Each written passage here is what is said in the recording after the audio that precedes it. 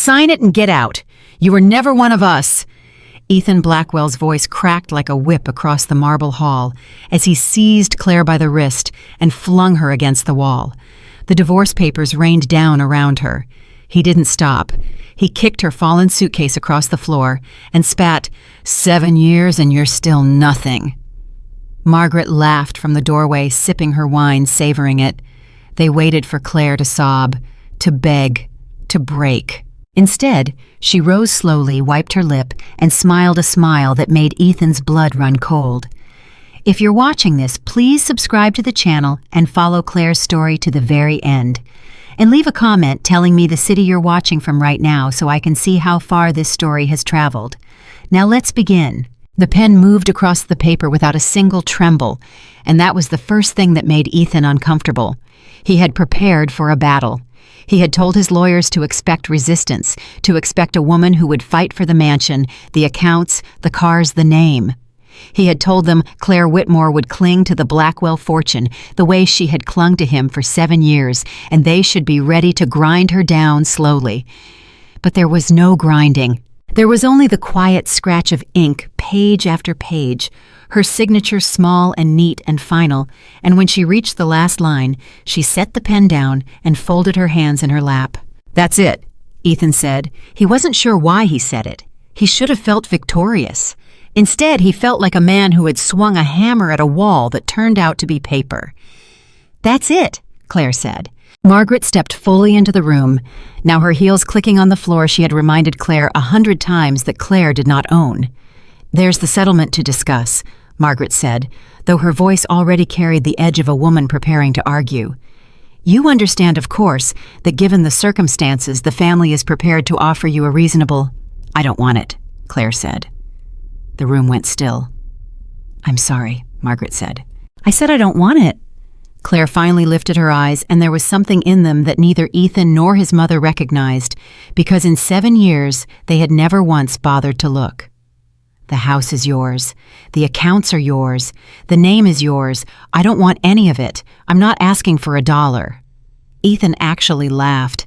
It burst out of him, disbelieving, almost cruel. "You're not serious." "I've never been more serious about anything." "Claire." He leaned back in his chair and spread his hands, and now the cruelty settled into his face comfortably, the way it always did when he thought he had won. "Do you understand what you're walking away from? Do you have any idea what your life is going to look like tomorrow morning? You came here with nothing. You'll leave with nothing. You'll be exactly what you were before I married you, a nobody." Margaret smiled into her wine. And Claire, for the first time in a very long time, smiled too. It was a small smile, private, the smile of a person who knows something you don't. "A nobody," she repeated softly. "Yes, I suppose I will be." She stood. She smoothed the front of her simple dress, the plain one, the one Margaret had once called charmingly cheap, in front of 40 dinner guests. She looked around the enormous room one last time. At the chandeliers, she had never chosen the paintings. She had never liked the cold, expensive furniture that had never once felt like home. And then she picked up the single suitcase she had packed that morning, the only thing she was taking, and she walked toward the door. "Where are you even going to go?" Ethan called after her.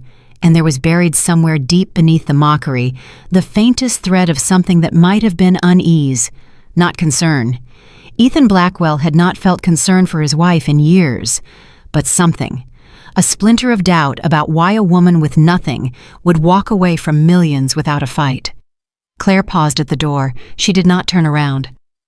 "Somewhere I'm wanted," she said, and then she was gone. Margaret waited until the front door closed before she started laughing. "Well," she said, refilling her glass, "that was easier than I imagined. I told you she'd fold. I told you the moment there was no more money in it for her, she'd disappear. That's all these women ever are, Ethan. Opportunists. She smelled a sinking ship and she jumped."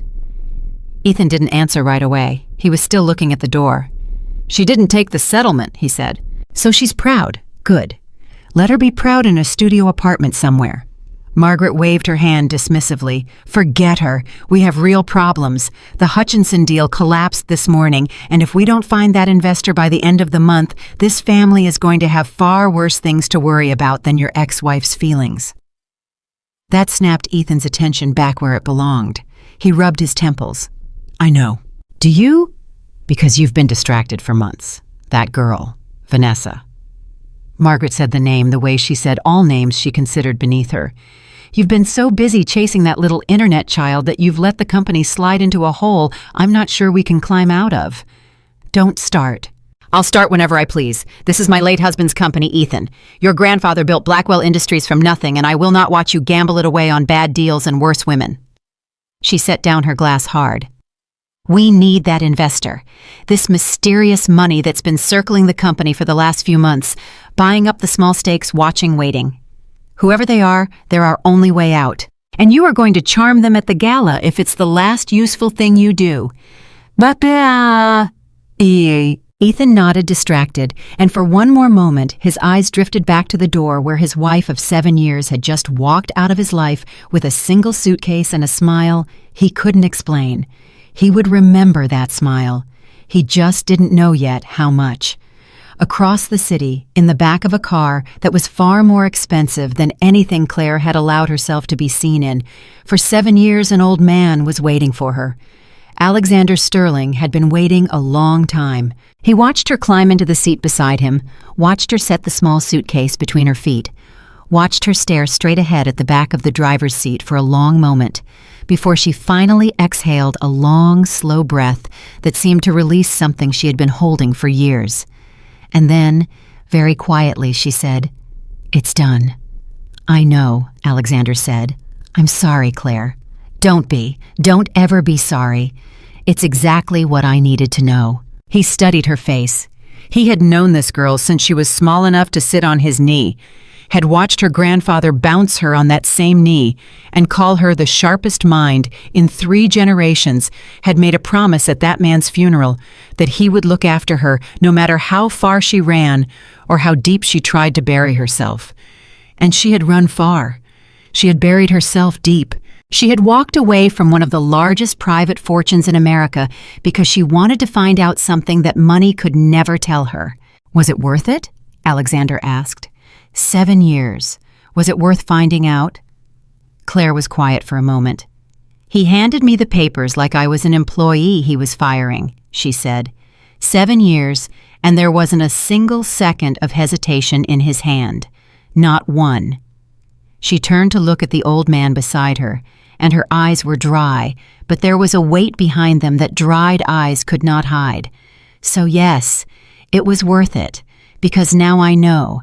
Now I'll never have to wonder again. Alexander reached over and took her hand, the way her grandfather used to. Then let's go home, he said. You have a great deal of work ahead of you. She managed a small smile. Do I? Oh, child. The old man's eyes glittered with something ancient and patient and just a little dangerous. You have no idea.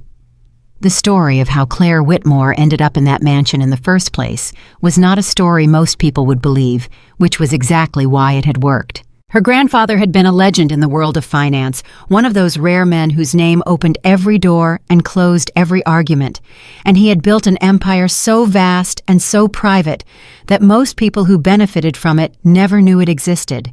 He was the quiet money behind 100 loud fortunes. And when he died, he left the whole of it, not to a board, not to a foundation, not to the vultures who circled the moment his health began to fail, but to a granddaughter he trusted more than any of them. The problem was that Claire had grown up watching what money did to people. She had watched cousins claw at each other over inheritances that weren't even settled yet. She had watched men propose to women they didn't love because of the accounts attached to their names. She had watched her own mother be courted, married, and abandoned by a man who wanted the sterling connection and nothing else. And by the time Claire was old enough to understand what she was inheriting, she had already decided that she would never, ever spend her life wondering whether the people who smiled at her were smiling at her or at her fortune. So she made a decision that horrified everyone who loved her. She disappeared into ordinary life. She took a modest job. She used her mother's maiden name Whitmore, a name that meant nothing to anyone. She rented a small apartment, she rode the bus, and she told herself that somewhere out there was a person who would love the woman before he ever learned about the money, and when she found him, she would know that it was real. Alexander had begged her not to do it. You're testing the world, he'd told her, and the world will disappoint you. Then I'll know, she'd said. At least I'll know. She met Ethan Blackwell 8 months later, and for a while she had believed she'd found exactly what she was looking for. He was charming in those early days, attentive, warm. He noticed things. He remembered the small stories she told him. He seemed to see her, the real her, the quiet, careful woman who had chosen a small life on purpose. He didn't know she was a sterling. He knew her only as Claire Whitmore, a woman with a modest job and a modest apartment, and a heart she had guarded her whole life. And when he asked her to marry him, she had wept with a joy she hadn't known she was capable of feeling, because she thought, finally, someone loves me for me. She had been wrong, but it had taken her 7 years and a great deal of pain to understand exactly how wrong. Because the Ethan who courted her was not the Ethan she married. The moment the wedding was over, the moment she was safely installed in the Blackwell mansion as his wife, the warmth began to cool. The attention began to drift. The man who had once remembered every small story she told him stopped listening to her stories at all. And his mother, Margaret, who had never approved of her son marrying a nobody from nowhere, began the slow, relentless work of making Claire feel exactly as small as Margaret believed she was. "You must understand, dear," Margaret had said to her once at a dinner party, loud enough for the whole table to hear, "that in a family like ours, a wife is really more of a decoration. Pretty, pleasant, ideally quiet. You do the quiet part very well." And Claire, who could have bought and sold every person at that table without noticing the dent in her fortune, had smiled and said nothing. She said nothing for 7 years. She had told herself it would get better. She had told herself that the man from those early days was still in there somewhere. She had told herself that if she was patient enough, kind enough, good enough, Ethan would remember why he'd fallen in love with her. And she had watched month after month, year after year, as he instead fell in love with the attention of a young woman named Vanessa Cole, a social media celebrity with 2 million followers and a talent for making powerful men feel like the center of the universe. Claire had known about Vanessa for over a year before Ethan ever said a word. She had known, and she had waited, and she had watched the man she married become a stranger, and slowly, quietly, a question had begun to form in her that she could not silence. If he never knew who I really was, and this is how he treats me, then he never loved me at all. The divorce papers, when they finally came, had almost been a relief, because they gave her the last piece of proof she needed. Now, sitting in the back of Alexander's car, driving away from that mansion for the last time, Claire Whitmore felt 7 years of that held breath finally leave her body. She had gotten her answer. It was a terrible answer, a cruel answer, an answer that had cost her more than she would ever admit out loud. But it was the truth. And the truth she had always believed was the only foundation strong enough to build a life on. "Where do we begin?" she asked Alexander. "We begin," the old man said, "with you deciding what you want. You could walk away from all of it, Claire, from Blackwell, from Ethan, from that whole poisonous family.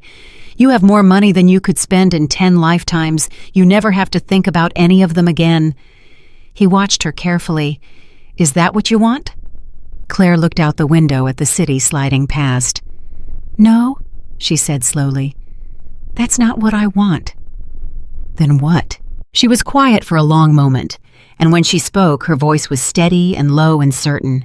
"His grandfather built something good," she said. "The old man, the one who started Blackwell Industries. I read about him. He believed in his workers.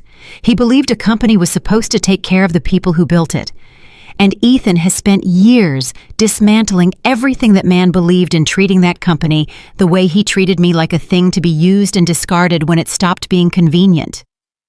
She turned back to Alexander. "There are thousands of people whose jobs depend on that company, thousands of families, and Ethan is about to run it into the ground to protect his own pride. I've watched him do it to a marriage. I won't watch him do it to all of them." Alexander smiled slowly. "So you want the company?" "I want to save the company," Claire corrected. "There's a difference. I don't want revenge, Alexander. I'm not interested in watching them cry. I've had enough of watching people suffer to last me a lifetime." She looked down at her hands. I want to prove that I can rise without becoming the kind of person they always accused me of being. I want to take everything they underestimated about me and build something better than they ever could." She lifted her chin. "And if that means Ethan Blackwell has to look me in the eye one day and understand exactly what he threw away, then so be it. But that's not the goal.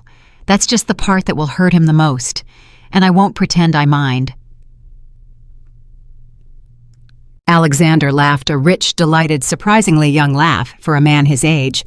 "Oh, your grandfather would have loved to hear you say that. Would he? He'd have said you finally understand the difference between winning and needing to watch someone lose." Alexander squeezed her hand again. "The strongest people never need the second one, but they never forget it's available."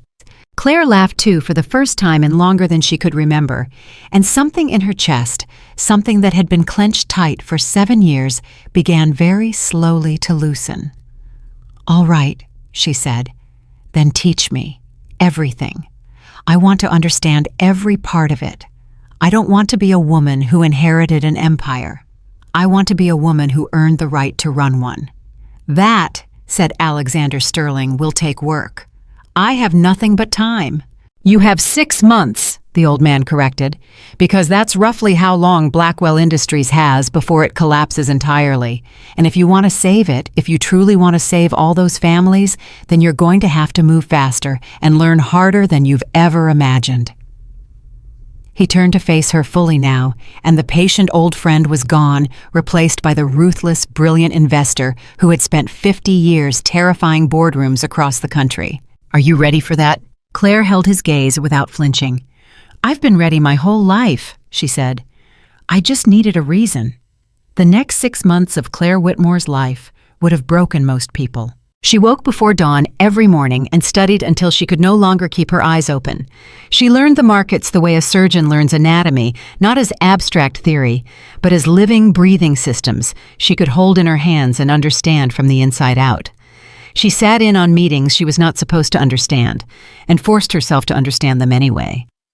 She read balance sheets until the numbers stopped being numbers and became stories, until she could look at a company's books and see as clearly as reading a letter exactly where it was healthy and exactly where it was quietly bleeding to death. And she was good at it. That was the thing that surprised even Alexander. He had expected her to struggle. He had expected to spend months coaxing a reluctant, wounded woman into a world she had spent her whole life avoiding. Instead, he found himself struggling to keep up with her. She had her grandfather's mind, that rare and frightening ability to see 3 moves ahead while everyone else was still looking at the board, and 7 years of silence had sharpened her patience into something like a weapon. She did not rush. She did not gamble. She watched and she waited. And when she finally moved, she moved with a precision that left seasoned analysts blinking in confusion at how she had seen it coming. "You're not just learning this," Alexander told her one night, 3 months in, watching her dismantle a competitor's strategy across a conference table full of men twice her age. "You're a natural. God help the people who mistook you for a decoration." "They didn't mistake me for anything," Claire said quietly, not looking up from her papers. "They just never bothered to look." And while Claire was rebuilding herself in the shadows, Blackwell Industries was falling apart in the light. The bad deals Ethan had made began to come due. The debts he had hidden began to surface. The reckless bets he had placed to prop up his own image, to fund his own lifestyle, to keep pace with a young girlfriend who had expensive tastes, all of them began to unravel at once. And the worse it got, the more desperate the Blackwell family became to find the mysterious investor who had been quietly buying up small pieces of their company for months. They never suspected. Why would they? The stakes were purchased through a maze of holding companies and shell corporations, each one leading to another, none of them leading anywhere, a Blackwell would think to look. And the woman behind them all was, as far as Ethan and Margaret were concerned, a nobody in a studio apartment somewhere exactly where they had left her. "Whoever this investor is," Ethan said one night, pacing his office with a phone pressed to his ear, "they clearly see something in this company. They keep buying. That means they believe in us. That means we can make a deal." He didn't hear the desperation in his own voice. He never did. "Set up a meeting. The gala. Get them to the gala. If I can just sit down with them face to face, I can turn this around. Nobody says no to me in person." He believed that. That was the tragedy of Ethan Blackwell, and in a way it was the thing that would destroy him. He genuinely believed that his name and his face and his charm were enough to fix anything because, for his entire life, they had been. He had never once had to face a consequence he couldn't buy or charm his way out of. He had never once had to consider that the person on the other side of the table might already know exactly who he was, exactly what he'd done, and exactly how the story was going to end. Vanessa Cole draped herself across the arm of his chair, watching him with the careful eyes of a woman calculating how much longer the money would last. "Baby," she said sweetly, "you're going to fix all of this, right? The gala's going to be so amazing. Everyone who's anyone will be there, and you'll get your investor and everything will go back to normal." She traced a finger along his jaw. "Because I don't do broke. You know that." "I know," Ethan said, and he laughed. And he pulled her closer, and he did not notice the way her eyes had already begun to wander toward the door. Margaret watched the two of them from the hallway, and her lip curled. She had never trusted the girl. She never trusted any of them. But there was something in the air these last few months, something Margaret couldn't name, a sense that the ground beneath her family had shifted somehow, that the walls of the empire her husband built were no longer as solid as they had always seemed. She found herself more and more often thinking about Claire, about the way that woman had signed the papers without a fight, about the way she had refused the money, about the strange, small, knowing smile on her face as she walked out the door. A nobody. Margaret told herself. She was a nobody. She smelled the ship sinking, and she jumped. But even as she thought it, some old instinct, the same instinct that had helped her survive 40 years, married into one of the most cutthroat families in America, whispered a different truth. Nobody walks away from a fortune that easily, unless they never needed it in the first place. Margaret pushed the thought away. It was ridiculous. She had known Claire for 7 years. She had watched the woman flinch at insults, swallow humiliations, absorb cruelty after cruelty without ever once fighting back. That was not a woman with power. That was a woman with nowhere else to go. Wasn't it? But the thought would not fully leave her. And in the weeks before the gala, Margaret found herself lying awake at night, staring at the ceiling of a mansion that suddenly felt less like a fortress and more like a house of cards, wondering against all reason whether the woman they had thrown away had been exactly who she said she was. She had not. But Margaret would not learn that until it was far, far too late. Claire, for her part, thought about them less than they would have believed. That was the thing that would have shocked Ethan most of all if he could have seen inside her heart during those 6 months. She did not spend her nights plotting his downfall. She did not lie awake imagining his face when he learned the truth. In the beginning, yes, in those first raw weeks, the anger had been enormous, a living thing that woke her before dawn and followed her through the day. But as the weeks became months, as she poured herself into the work, as she watched herself become someone new, the anger began to quiet. It never fully left. She was too honest with herself to pretend it did. There would always be a part of her that remembered the sound of Margaret laughing in the doorway, the ease of the pen in Ethan's hand, the 7 years of small cruelties that had taught her exactly how little she was worth to the people she had tried so hard to love. That part of her would carry those memories for the rest of her life, but she refused to let them own her. "I don't want to become like them," she told Alexander one evening, the two of them sitting quietly in his study after a long day of work. "That's the thing I keep coming back to. When I imagine the moment they find out, and I do imagine it, I won't pretend I don't. I always catch myself wanting to see them destroyed. And then I stop, because I know that if I let myself want that, if I build my whole return around watching them suffer, then I'll become exactly the kind of person they always accused me of being. Small, grasping, cruel." She shook her head. "I won't give them that. I won't let 7 years in that house turn me into one of them." Alexander studied her over the rim of his glass.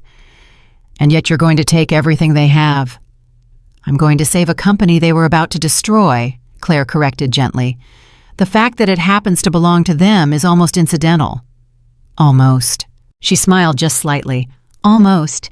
I never claimed to be a Saint Alexander. When I walk into that room and Ethan realizes who I am, when I watch the understanding settle into his face, when I see him finally look at me the way he should have looked at me for 7 years, I'm not going to lie and say part of me won't enjoy it. Her smile faded into something quieter, something more true. But that's not why I'm doing this. That's just the price he pays for what he did. The reason I'm doing it is because I refuse to let the worst thing that ever happened to me be the thing that defines me. I refuse to walk away broken. I'd rather walk back in whole. Alexander was quiet for a long moment. Then he raised his glass. "To walking back in whole," he said. Claire raised hers. "To walking back in whole." The plan came together slowly, then all at once. By the 5th month, the mysterious investor's holdings had grown large enough that a single decisive purchase would tip the balance, would take Claire from a shadowy minority stakeholder to something far more dangerous, the majority owner of Blackwell Industries. The company was so desperate, so deeply in debt, so close to collapse that the final stake could be acquired for a fraction of what it would have cost even a year earlier. Ethan's mismanagement had done half of Claire's work for her. He had spent years hollowing out the very thing that would now become her weapon. When? Alexander asked her, the two of them standing over the final documents, everything prepared, everything ready, needing only her signature to become real. Claire looked down at the papers. 7 years earlier, another set of papers had ended her marriage. She had signed them quietly without a fight, and everyone in that room had believed they were watching a woman lose everything. Now here she was standing over another set of papers, and this time when she signed them quietly, she would not be losing anything at all. "The gala," she said. Alexander raised an eyebrow. "You want to do it publicly, in front of everyone." "They humiliated me in front of everyone," Claire said. "Every dinner party, every gathering, every gala. Margaret made sure of it. She never insulted me in private when she could do it in front of an audience." She picked up the pen. "So no, I'm not going to sneak in and buy the company through a lawyer's office. I'm going to walk in through the front door in front of every single person who watched them treat me like I was nothing." She looked up. "And I'm going to let them find out who I am the same way they made sure everyone found out what they thought I was worth. In front of the whole room." She signed. The pen moved across the paper without a single tremble, exactly as it had 7 years before. But this time when she set it down, she was not a woman walking out of a mansion with a single suitcase and a broken heart. This time, she was the majority owner of Blackwell Industries. And no one in that family had the slightest idea. "There's something you should know," Alexander said quietly as she set the pen down. "About the gala. Ethan sent an invitation to the investor. He doesn't know it's you, obviously. He thinks he's inviting a stranger, but he's arranged for a private moment. He wants to make his pitch personally. He's expecting to charm you, Claire. He's expecting to walk into that room, find the mysterious investor, and win them over the way he wins everyone over." The old man's eyes glittered. He has absolutely no idea he's about to make his pitch to the woman he threw away. Claire was silent for a moment, and then very slowly she began to smile. It was not a cruel smile. It was something more complicated than that, something with 7 years of pain folded into it, and 7 years of patience, and just the smallest, most human thread of anticipation that even she would not have tried to deny. "Then let him make his pitch," she said softly. "Let him stand there and turn on all that charm. Let him tell the mysterious investor about all the wonderful things Blackwell Industries can offer. Let him do the whole performance." She stood and she smoothed the front of a suit that cost more than Margaret's entire wardrobe, though she had chosen it not to impress anyone, but simply because for the first time in 7 years, she could dress like the woman she actually was. "And then let him watch me take off my sunglasses." Alexander laughed, delighted. "You've thought about this." "For 6 months," Claire admitted. "Maybe for 7 years." She walked to the window and looked out over the city, this vast, glittering city where somewhere across town a family was preparing for the most important night of their lives, a night they believed would save them, A night that would instead change everything they thought they understood about the quiet woman they had thrown away. "You know the strangest part," she said. "I'm not nervous. I thought I would be.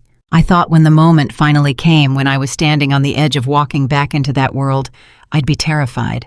But I'm not." She turned back to Alexander. "I'm ready. I've been ready for a long time. I just didn't know it until now." "Your grandfather," Alexander said, and his voice caught just slightly, the voice of an old man remembering a friend long dead, used to say that the quietest person in the room is very often the one who already knows how the story ends. He said it about you once, when you were a little girl sitting in the corner of his study while the grown-ups argued about money, watching everything, saying nothing. Alexander shook his head slowly. "He said that one is going to surprise everyone someday." I didn't understand what he meant then. He looked at her, and there was something in his eyes that was almost like pride, almost like grief, almost like watching a prophecy finally come true. "I understand now." Claire crossed the room and took the old man's hand, the way he had taken hers in the car 6 months earlier, on the worst day of her life, when she'd walked away from a marriage with nothing but a suitcase and a question that had finally been answered. "Thank you," she said quietly, "for everything, for waiting, for believing my grandfather when he said I'd surprise everyone someday, for giving me a place to become the person I was always supposed to be." Her voice was steady, but there was a weight behind it now, the weight of 6 months of work and 7 years of pain and a lifetime of watching silently from the corner of the room. "I couldn't have done any of this without you." "Yes, you could have," Alexander said. "You'd have done it anyway. I just made it faster." He squeezed her hand. "But I'm glad I was here to see it. Your grandfather would have given anything to see what you've become." Claire smiled, and this time there was no anger in it at all, no pain, no old wounds, just the quiet, steady certainty of a woman who had finally, after a very long time, become exactly who she was meant to be. "Then let's not keep him waiting any longer," she said. "The gala's in 3 days, and there's a room full of people who are about to learn that the woman they thought they destroyed was never destroyed at all." She let go of his hand and walked toward the door, her head high, her steps sure, a woman walking not away from something this time, but toward it. She was just getting started. 3 days. 3 days until the private jet would descend onto the Blackwell estate. 3 days until the cabin door would open and the legendary Alexander Sterling would step down onto the runway, sending whispers racing through the crowd. 3 days until he would turn and offer his hand, and a woman in an elegant white suit would step down beside him, confident and powerful, and at first utterly unrecognizable to the people who had once seen her every single day. 3 days until Ethan Blackwell would freeze. 3 days until Margaret would drop her champagne glass. 3 days until the woman they had thrown away 6 months earlier would remove her sunglasses in front of the entire room, and Alexander Sterling would say the 8 words that would end the Blackwell family's world as they knew it. "Allow me to introduce the new majority owner." But that was 3 days away. For now, Claire Whitmore stood in the doorway of an old man's study, a woman transformed, a woman who had lost everything and discovered in the losing exactly how much she'd always had. And as she stepped out into the hallway, into the beginning of the rest of her story, she carried with her a truth that the Blackwell family was about to learn the hard way. Sometimes the person everyone underestimates is the person who has been preparing the longest. Sometimes the quietest woman in the room is the one holding everyone's future in her hands.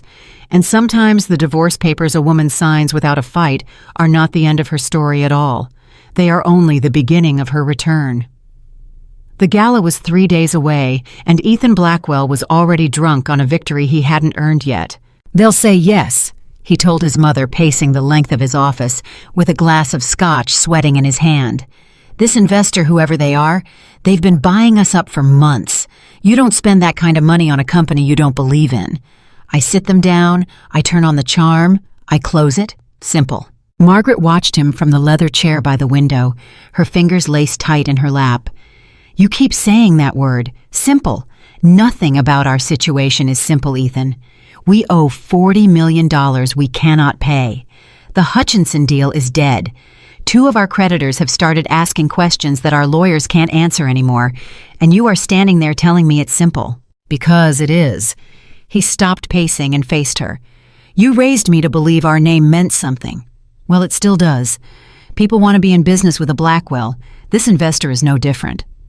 You don't know that. I know people. Margaret said nothing to that. She had spent 40 years watching men in this family say they knew people right up until the moment the people they thought they knew turned out to be something else entirely.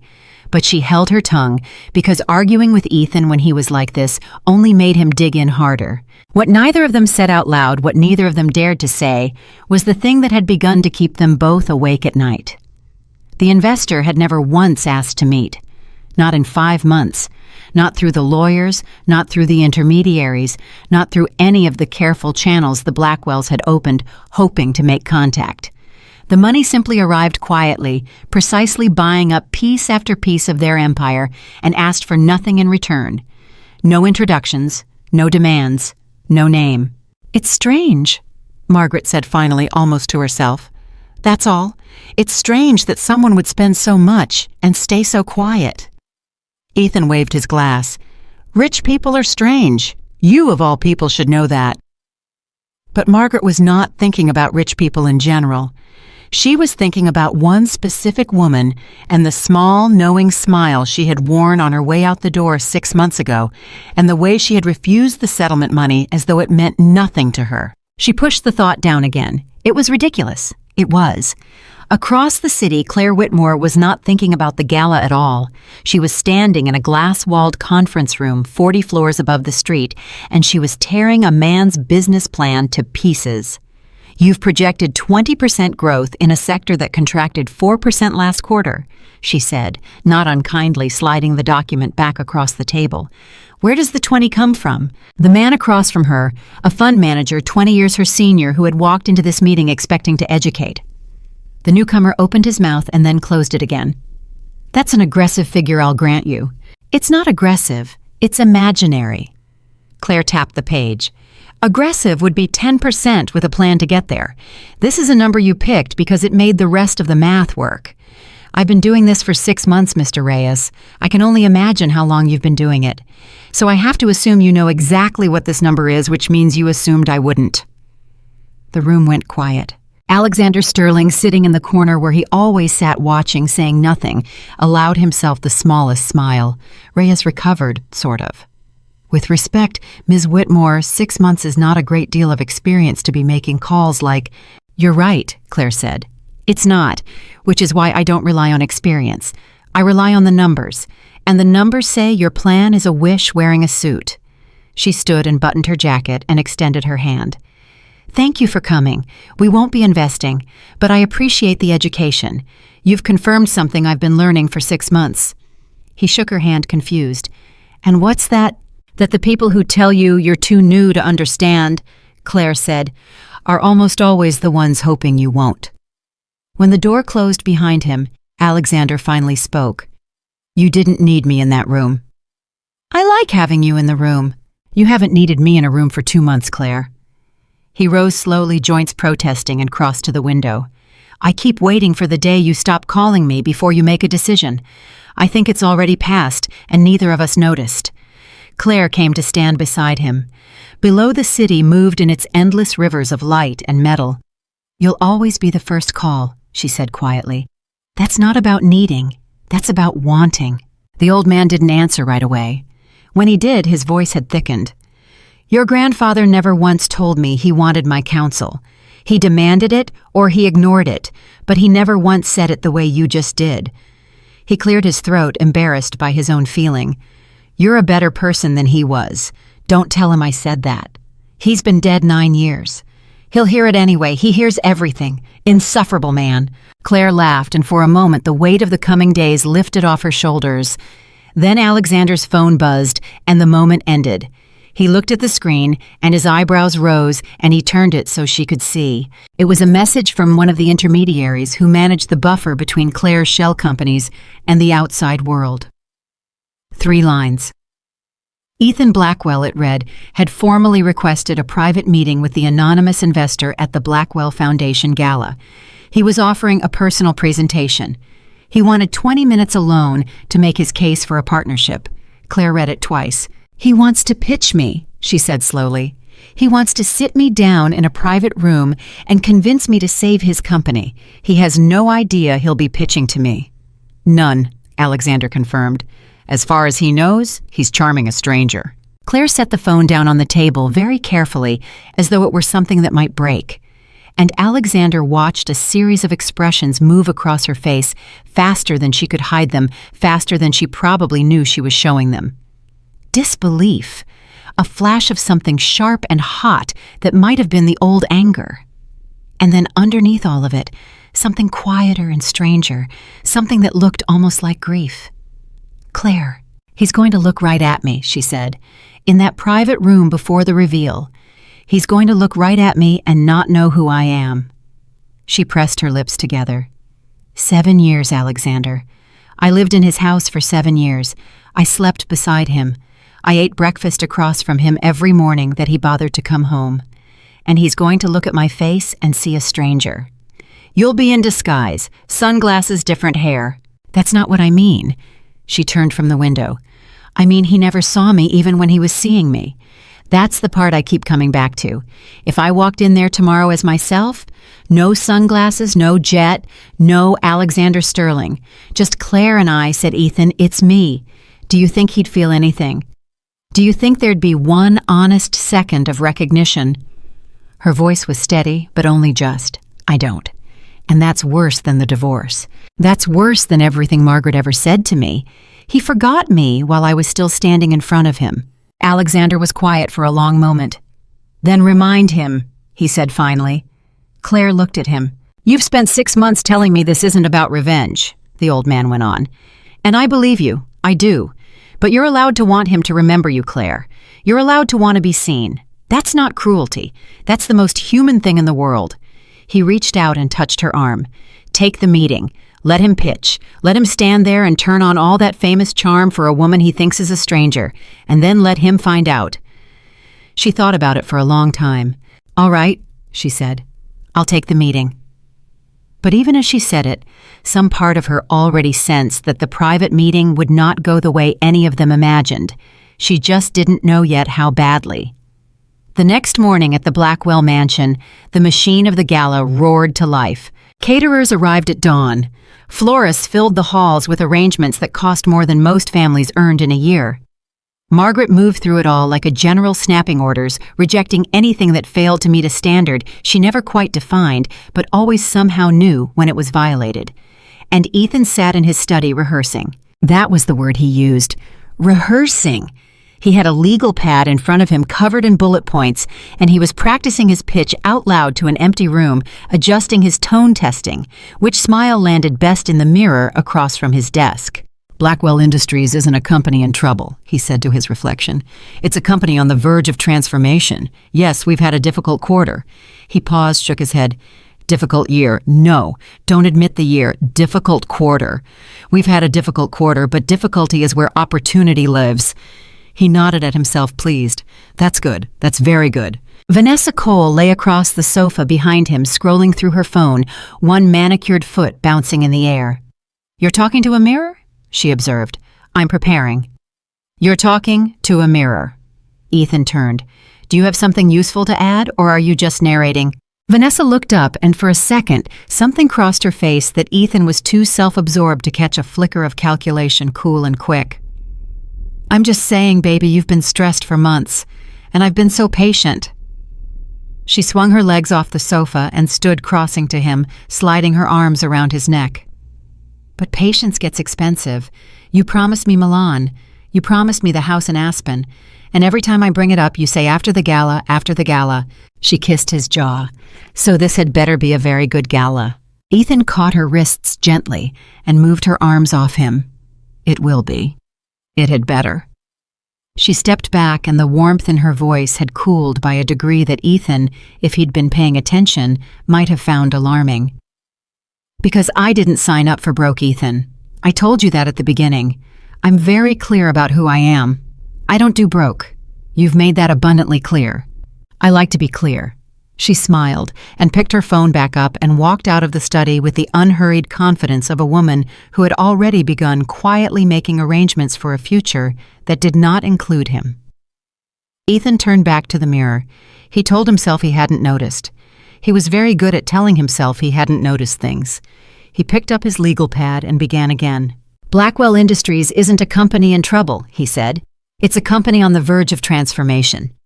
But somewhere behind the practiced words, a cold thread of doubt had begun to work its way into his chest, and no matter how many times he smiled at the mirror, he could not quite make it go away. By the second day, the doubt had spread to Margaret, and it had a specific shape. She was in the mansion's records room, a space she rarely entered, going through old financial documents in a search she couldn't fully explain even to herself. She told herself she was looking for leverage, for anything that might help Ethan close the investor.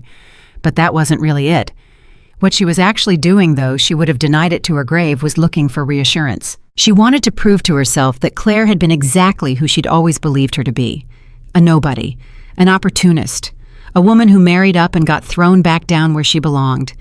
And she couldn't find it. That was the thing that unsettled her. In 7 years, Margaret had made it her business to know everything about the woman her son married, where she came from, who her people were, what she wanted. And every time she'd gone looking, she'd found the same thing. Nothing. Claire Whitmore had a small apartment, a modest job history, a mother who had died young and no father to speak of, a blank, a woman with no past worth investigating. At the time, Margaret had taken that emptiness as proof of Claire's insignificance. Now, sitting in the records room with her reading glasses low on her nose, she found herself looking at that same emptiness and seeing something else entirely. Not a woman with no past, a woman with a hidden one. "Don't be a fool," she said out loud to no one. But her hands had gone cold, and she couldn't quite make herself put the documents down. She thought about the settlement money Claire had refused. $40,000 they'd offered her as an opening figure, expecting her to fight for 10 times that. And Claire had waved it away as though it were pocket change, as though $40,000 was beneath her notice. Who waves away $40,000? A woman who has millions. Margaret's mind answered unbidden and unwelcome. "Stop it," she whispered. But she was already reaching for her phone. She was already scrolling to a number she rarely called a private investigator the family kept on a quiet retainer for exactly these kinds of unquiet nights. Her thumb hovered over the call button. And then Ethan's voice came booming down the hall, calling for her, needing her opinion on the seating chart, and the spell broke. Margaret set the phone down. She was being paranoid. Stress did that to a person. The company was collapsing, her son was pretending everything was fine, and her mind was inventing ghosts to explain a fear that had a perfectly ordinary source. She stood, smoothed her dress, and went to help with the seating chart. But she did not delete the private investigator's number. And late that night, when she finally climbed into bed, the last thought that moved through Margaret Blackwell's mind before sleep took her was the memory of a small, knowing smile on the face of a woman she had spent 7 years believing she understood completely. Who waves away $40,000? She fell asleep without an answer. She would have one soon enough. The morning of the gala arrived gray and cold, and Claire stood in front of a mirror of her own. The suit was white. She had chosen it deliberately. For 7 years, Margaret had dressed her in the muted, expensive, forgettable clothes of a woman meant to blend into a wall, and Claire had let her because it hadn't been worth the fight. But today, she would wear white, bright and clean, and impossible to ignore the color of a fresh page, the color of a woman with nothing left to hide. Alexander appeared in the doorway behind her, dressed in his own tailored black, looking every inch the legendary investor the world believed him to be. He studied her reflection for a long moment. "You look like her," he said quietly. "Like who?" "Your grandmother, on the day she married your grandfather. He kept a photograph on his desk for 50 years. You have her spine." Alexander's voice was rough. He'd give anything to see this. Claire turned from the mirror. "You keep saying that he'd give anything to see this, and I keep wondering what this is to you, the company." The reveal watching Ethan's face. Alexander shook his head slowly. "None of that. I don't care about Ethan Blackwell. I've forgotten men more important than him." He crossed the room to her. What I want to see is the moment you stop being the woman who was thrown away and become the woman you were always going to be. I've been waiting 6 months for it. Your grandfather waited his whole life, and it happens today in that room in front of all of them. His eyes were wet now, and he didn't bother to hide it. Claire, that's what he'd give anything to see. Not the empire, you. Claire didn't trust herself to speak. She simply took his hand and held it, and the two of them stood there for a moment, an old man and the woman he'd sworn to protect, on the edge of the thing they'd been building toward for half a year. Then she picked up her sunglasses. "Let's go remind them," she said. The plan was precise. Claire and Alexander would arrive last by jet onto the estate's private runway, timed so that the gala was already at its peak, the room already full, every eye already primed to look toward the sound of engines. Ethan had requested his private meeting for early in the evening before the main event, and Claire had agreed. She would take the meeting in disguise. She would let him pitch. And then at the moment of her choosing, she would step out onto that runway as herself and let the whole world watch the Blackwell family understand what they had done. But plans Alexander had warned her once are just guesses wearing confidence, and this one began to unravel the moment they landed. The private meeting was to take place in a study off the main hall, away from the crowd. Claire entered first, sunglasses on, hair styled differently than Ethan had ever seen it, escorted by a member of Alexander's security team, who introduced her only as a representative of the investors' interests. Ethan was already there, standing by the window, radiating the practiced confidence of a man who had rehearsed this moment in a mirror for 3 days. "Thank you for coming," he said, extending his hand. "I know your employer values discretion, so I'll keep this focused. May I get you anything?" "Water. Something stronger."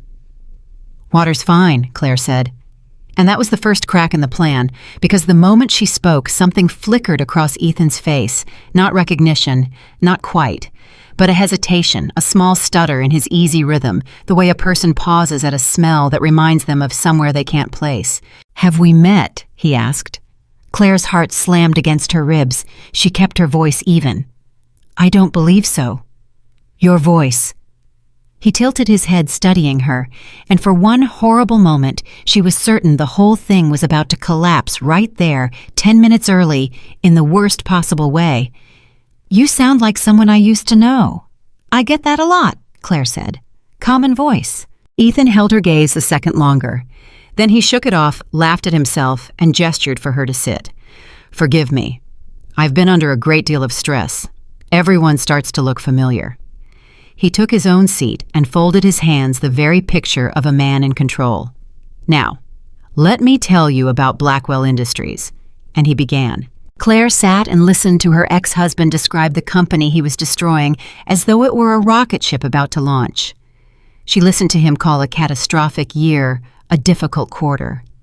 She listened to him spin the debts as investments, the losses as strategy, the desperation as vision. And the whole time she watched his face, this face she had woken up next to for 7 years, and she waited to feel the anger she'd expected. It didn't come. What came instead, to her own surprise, was something closer to sadness. Because Ethan Blackwell was lying, yes, but he was also in some terrible way believing his own lies. He needed them to be true. He had built his entire identity on being a man who could not fail, and now that failure was closing in from every direction. He had no tools left except the charm that had always saved him before. He was drowning, and he was smiling while he did it, because he did not know how to do anything else. "So you see," Ethan finished, leaning forward, his eyes bright with the effort of belief, "this isn't a rescue. This is an opportunity. The right partner, at the right moment, could be part of one of the great American comebacks. All we need is someone with the vision to see past a rough patch to the empire underneath." He smiled his best smile, the one he'd tested in the mirror. "Does your employer have that kind of vision?" Claire was quiet for a moment.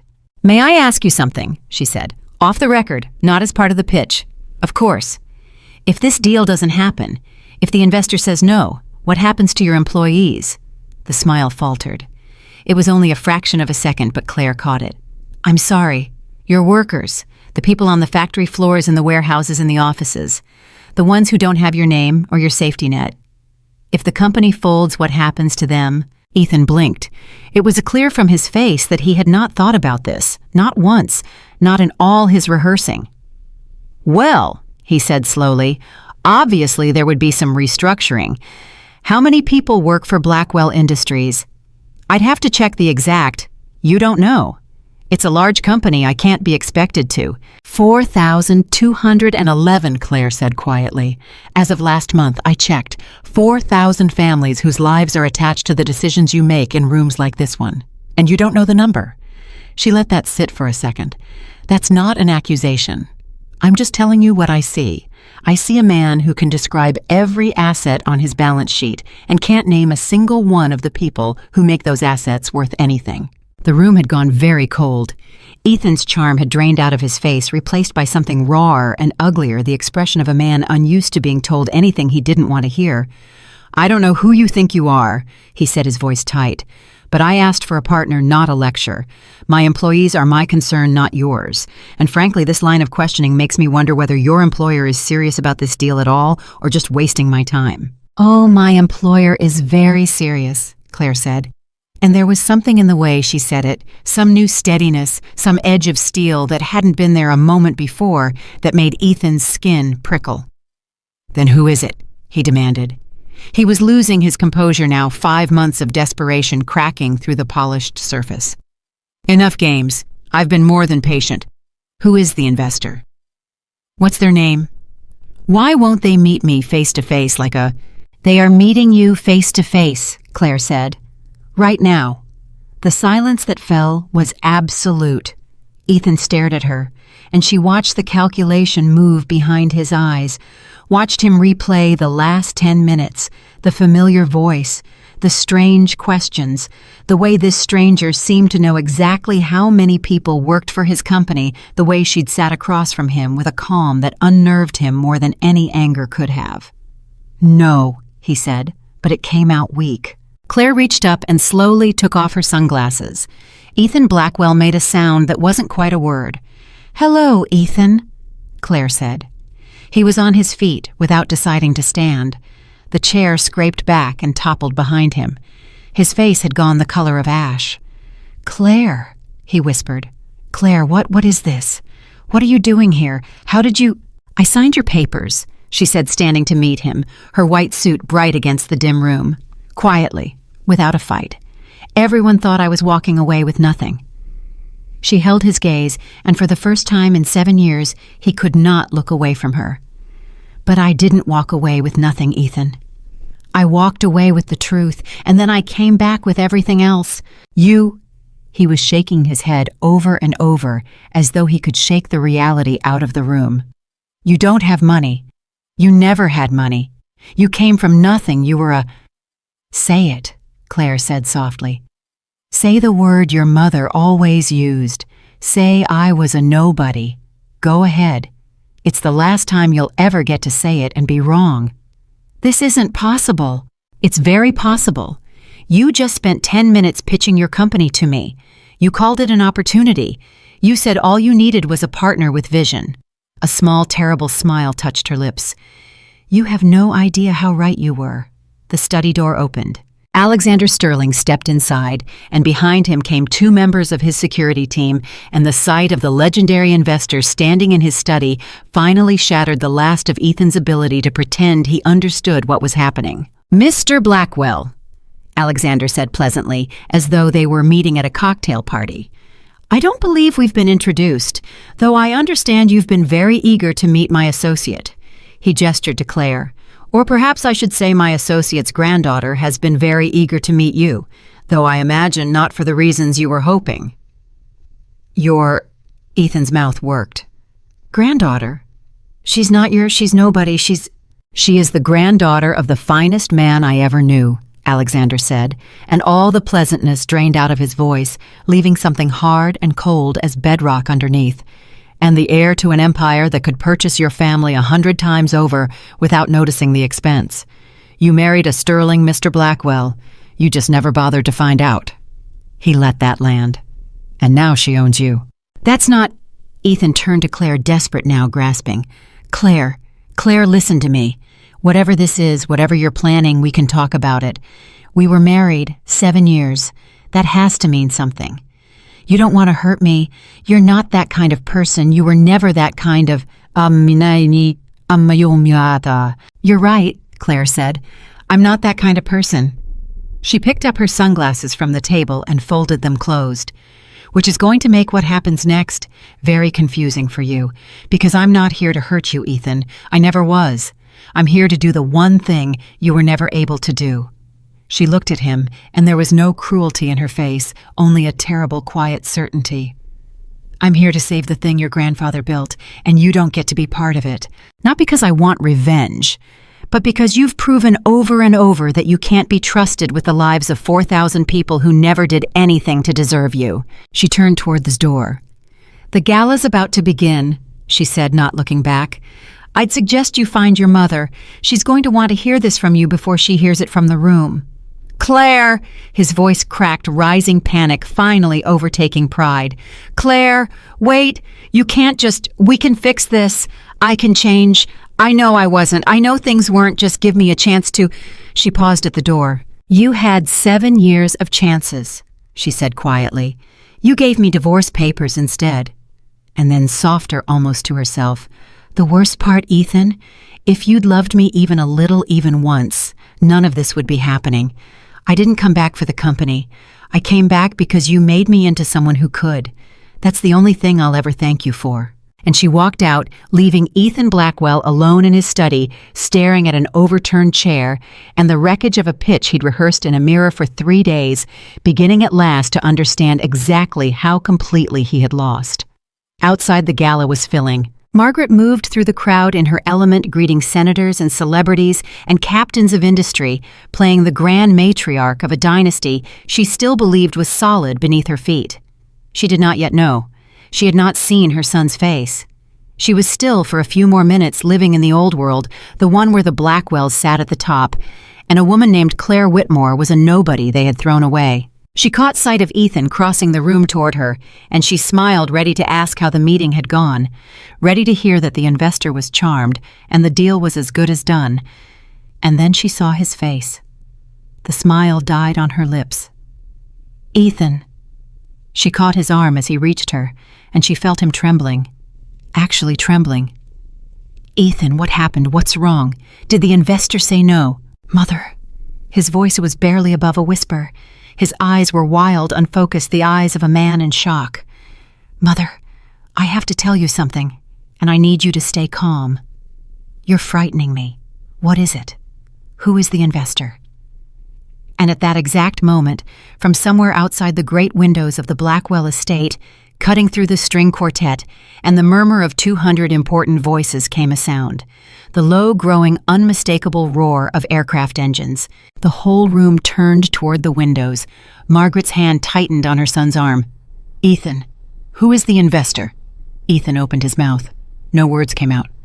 Outside on the private runway, the lights of a descending jet swept across the estate, and the crowd began to move toward the windows, drawn by curiosity, whispering, wondering who could possibly be arriving in such a way, who could possibly be important enough to land a private jet on the Blackwell estate in the middle of the most important night of the year. And Margaret Blackwell, staring at her son's ashen face, felt the memory rise up in her one final time, unstoppable. Now the small, knowing smile of a woman she had spent 7 years believing she understood. Who waves away $40,000? The jet touched down. And somewhere deep in Margaret's chest, in the place where 40 years of survival instinct lived, a single cold certainty bloomed at last, the answer to the question that had kept her awake for 3 nights running. A woman who never needed it in the first place. The cabin door opened and the whole gala held its breath. 200 of the most important people in the country had crowded toward the windows, champagne forgotten in their hands, and they watched as the security team descended first, dark suits and dark glasses moving with the crisp efficiency that only ever surrounded real power. A murmur ran through the room. Everyone was asking the same question. Who is it? Who arrives like this? Then Alexander Sterling stepped down onto the runway, and the murmur became a roar. "That's Sterling," someone breathed near the front. "That's Alexander Sterling. My God, he hasn't been seen in public in 3 years." The name moved through the crowd like electricity. Sterling, the investor, the legend, the man whose money had built more fortunes than anyone could count, and whose face almost no one had ever seen in person. He was here, on the Blackwell estate, which could only mean one thing, and the whole room understood it at once. Alexander Sterling was the mysterious investor. Sterling was the one who had been buying up Blackwell Industries. The Blackwells were saved. The comeback was real. Margaret felt the crowd's excitement wash over her like cold water, and it made no sense because standing beside her, her son had gone rigid as a corpse. "Ethan," she dug her fingers into his arm. "Ethan, it's Sterling. It's Alexander Sterling. This is wonderful. This is beyond anything we hoped for. Why do you look like you're going to be sick?" "Mother," his voice was a thread, "it's not him." "What do you mean it's not him? He's standing right there." "He's not the investor," Ethan said. "He's not who bought us. Look." And Margaret looked, because Alexander Sterling had stopped at the bottom of the stairs.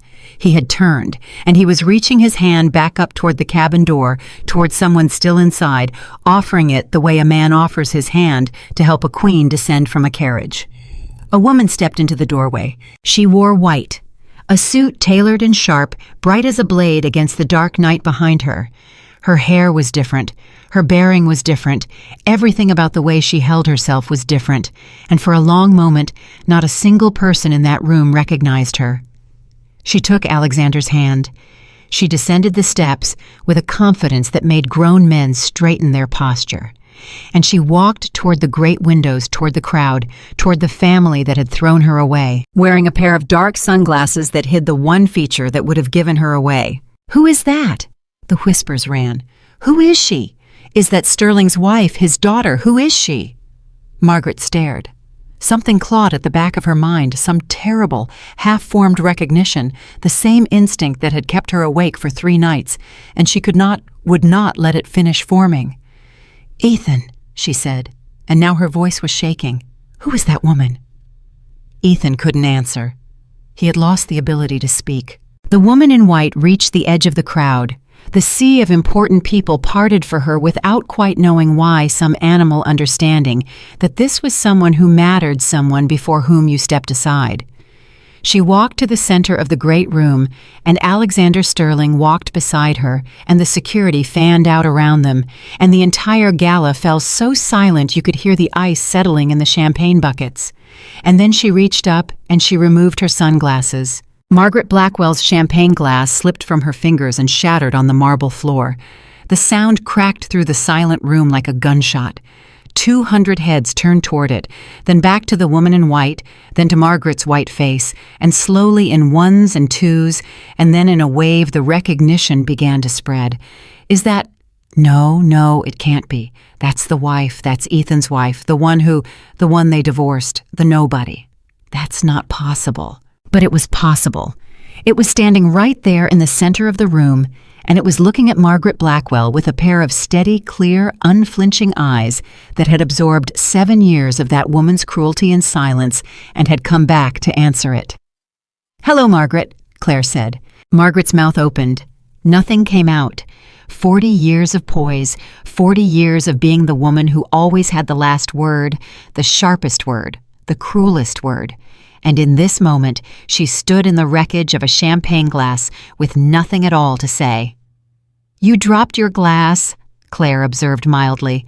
"Someone should clean that up before somebody slips. You always did care so much about how things looked." "Claire!" Margaret found her voice barely. "Claire, how are you?" Her eyes darted to Alexander, to the security, to the jet still cooling on the runway, and Margaret Blackwell was many things. But she was not slow. And the pieces were assembling themselves against her will into a picture she could not bear to see. "No," she whispered. No. You're not the investor. You can't be the investor. Say it," Claire said, gently, almost kindly. "You've said it 1,000 times, in front of 1,000 people. Say it one more time. I'm a nobody who married into money." Margaret couldn't. "That's all right," Claire said. "I'll say it for you, except I'll say the true version." She turned not just to Margaret, but to the room, to the 200 faces watching in stunned silence, to the senators and the celebrities and the titans of industry who had all at one point or another over the last 7 years watched this family treat her like furniture. And she raised her voice so that all of them could hear it. "For 7 years, this family told everyone who would listen that I was a nobody, a gold digger, a woman who married up and got what she deserved when she got thrown back down." She let the words settle over the crowd. They were half right.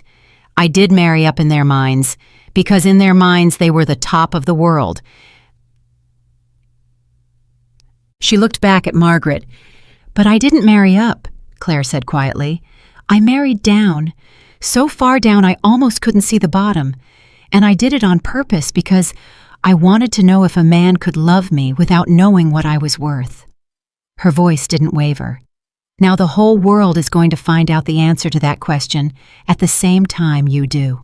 Alexander stepped forward then into the center of the silence, and he had the bearing of a man who had commanded rooms far larger and far more powerful than this one for 50 years. "Ladies and gentlemen," he said, and his voice carried effortlessly to every corner. "Many of you know me. For those who don't, my name is Alexander Sterling, and I've come here tonight to correct a misunderstanding that has gone on far too long." He gestured to Claire. "This woman is not a nobody. She is not a gold digger. She is the granddaughter of the greatest investor this country ever produced, a man whose name most of you have never heard because he preferred it that way. And she is the sole heir to a private fortune that dwarfs everything in this room combined." He paused and let his eyes move slowly across the crowd, and then he delivered the 8 words that ended the Blackwell family's world. "Allow me to introduce the new majority owner of Blackwell Industries." The room detonated. Not in noise at first, but in movement, a great collective flinch, 200 people recoiling from the impossible thing they had just heard. And then the noise came a rising tide of gasps and disbelieving murmurs and the sharp intakes of breath from people recalculating in real time everything they thought they knew about the Blackwell family and their position in it. Alliances shifted in that room in the space of 10 seconds. Loyalties that had lasted decades evaporated. Everyone in that crowd was a survivor, and survivors know instantly which way the wind has turned. And in the center of it all, Margaret Blackwell stood frozen, staring at the woman she had spent 7 years destroying, understanding at last that she had never destroyed anything. That the woman in front of her had let herself be humiliated, had chosen the silence, had absorbed every cruelty not because she was weak, but because she was measuring the whole time exactly what kind of people the Blackwells truly were. "You," Margaret breathed. "You let me. All those years, the dinners, the parties, when I called you cheap in front of the whole table, when I said you were a decoration, you let me say those things. You could have stopped me with a word and you let me." "Yes," Claire said. "Why?" And there was something almost like anguish in Margaret's voice. Now the horror of a proud woman realizing she had been performing her worst self for an audience that saw everything. "Why would you let me humiliate myself like that?" "Because I wasn't the one who was humiliated," Claire said quietly. "You were. Every time. I just didn't tell you." She held the old woman's gaze. "You showed me exactly who you were, Margaret, over and over freely, when you thought I was too small to matter. I never had to guess. You told me the truth about yourself every single day. And now everyone in this room knows it too." Margaret's composure, the thing she had built her entire identity on, cracked clean down the middle. Her hand went to her mouth, and for the first time in the memory of anyone present, Margaret Blackwell looked genuinely like an old woman. But Claire wasn't finished. She turned slowly, and her eyes found Ethan. He had not moved from where he stood. He had watched the whole thing unfold in a kind of paralyzed horror, and now, as his ex-wife's gaze landed on him in front of 200 of the most powerful people he knew, something in him snapped. "This is insane," he said too loud, his voice climbing. "This is a performance. This is Claire. Whatever fantasy you've cooked up, whatever Sterling has promised you, you don't actually own this company. My family built this company. My grandfather built it. You can't just walk in here and—" "I bought a controlling interest 3 days ago," Claire said. "The paperwork is filed. The transaction is complete. I don't need your permission, Ethan, and I don't need your belief. Ownership isn't a feeling, it's a fact, and the fact is mine now." "You can't do this to me. I'm not doing anything to you." Her voice stayed level, but there was iron underneath it now. "You did this to yourself. You gambled away a company that took 3 generations to build. You buried it in debt to fund a lifestyle you couldn't afford. You drove it to the edge of collapse, and then you stood in a room with me an hour ago and lied about it, called a catastrophe a difficult quarter, and tried to charm me into saving you." She shook her head slowly. "I'm not doing this to you, Ethan. I'm doing this because someone has to, and it turns out that someone is me." And that was the moment Vanessa Cole chose to make her play. She had been standing near the edge of the crowd, watching the whole thing with the sharp, calculating eyes of a woman who lived by reading rooms, and she had read this one perfectly. She had watched the wind change. She had watched the money leave Ethan Blackwell like air from a punctured tire. And now she stepped forward, and she did the thing that Vanessa Cole always did, which was to move instantly and without sentiment toward whoever had the power. "Ms. Whitmore," Vanessa said, her voice sweet as syrup, extending a manicured hand toward Claire as though they were old friends. "Or should I say Ms. Sterling, I just have to tell you I always thought there was something special about you, something the Blackwells never appreciated. I used to tell Ethan that all the time, didn't I? Ethan, I'd say you don't know what you have." The lie was so brazen, so instantaneous, that even the crowd gasped. Ethan turned to her stricken. "Vanessa, what are you—" "Oh, please." Vanessa dropped the sweetness and turned on him with a coldness that was almost impressive in its speed. "Don't Vanessa me. You told me the gala would fix everything. You told me the money was coming back. You've been telling me that for months." She gestured at the room at Claire at the wreckage of his life. "This is not the money coming back, Ethan. This is the money walking in the front door to watch you drown." She turned back to Claire, the smile snapping back into place. "As I was saying, I've always admired you, and I want you to know I'm available for any kind of role you might need. Consulting, brand partnership. I have 2 million followers, and every one of them will hear whatever I tell them to hear about the new Blackwell Industries." The audacity of it hung in the air. Claire looked at Vanessa Cole for a long moment, and then quietly she began to laugh. Not cruelly, just with a kind of weary wonder at the sheer naked opportunism of the woman standing in front of her. "You know," Claire said, "for 7 years I lay awake at night hating you. I want to be honest about that. I imagined you as something monstrous, some great villain who stole my husband." She shook her head. "But you're not a villain, Vanessa. You're just a scale. You go wherever the weight is. You went to Ethan when he had the money, and you're coming to me now that I do, and you'll leave me the second someone heavier walks in the room." She stepped closer, and her voice dropped so that only the nearest few could hear. "I don't hate you anymore. You're not worth the energy. But if you ever refer to yourself as available to me again, I'll have you removed from this estate by security, and I'll make sure every one of your 2 million followers watches it happen. Are we clear?" Vanessa's smile finally fully died. "Crystal," she said stiffly, and she stepped back into the crowd, and within the hour, she would be gone from the estate entirely, and within the week, she would be gone from Ethan Blackwell's life completely, and she would never once look back, because women like Vanessa Cole never did. Ethan watched her go, and something in his face collapsed. It was one thing to lose the company. It was another to lose it in front of everyone. But to watch the woman he'd thrown away his marriage for abandon him in real time in public the instant his usefulness expired was a humiliation of a different order entirely, and it broke something in him that pride had been holding together.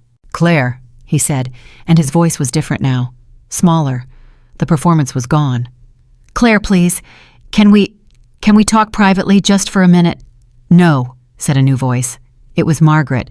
She had gathered herself somewhat, though she would never again be the woman she'd been an hour ago. And she stepped forward now between her son and Claire, and she did something that no one who knew Margaret Blackwell would have believed possible. She looked at Claire and she said, "It's true then, all of it. You're a Sterling. You own the company, and we spent 7 years treating you like dirt on our shoes." Her voice was hollow. "I always prided myself on being able to read people, on knowing exactly what everyone was and exactly what they wanted. It was the thing I was best at in the world." She laughed a broken sound. "And I looked at you every day for 7 years and saw nothing. Nothing at all. I've never been so completely wrong about anything in my life." "No," Claire agreed. "You haven't." "Are you here to destroy us?" Margaret asked. The question was simple and direct and stripped of all pretense. "Is that what this is? You've come back to watch us fall. To take everything the way you must have dreamed of doing. I would understand it if you did. God knows we earned it." And this was the moment Claire had imagined 100 times over 6 months in 100 different versions. The moment she could have leaned in and delivered the killing blow, could have watched this proud, cruel family crumble into dust, could have taken the revenge that 7 years of silence had more than earned. The whole room waited for it. "No," Claire said. The word dropped into the silence and changed everything. "No," Margaret repeated, uncertain. "I'm not here to destroy you."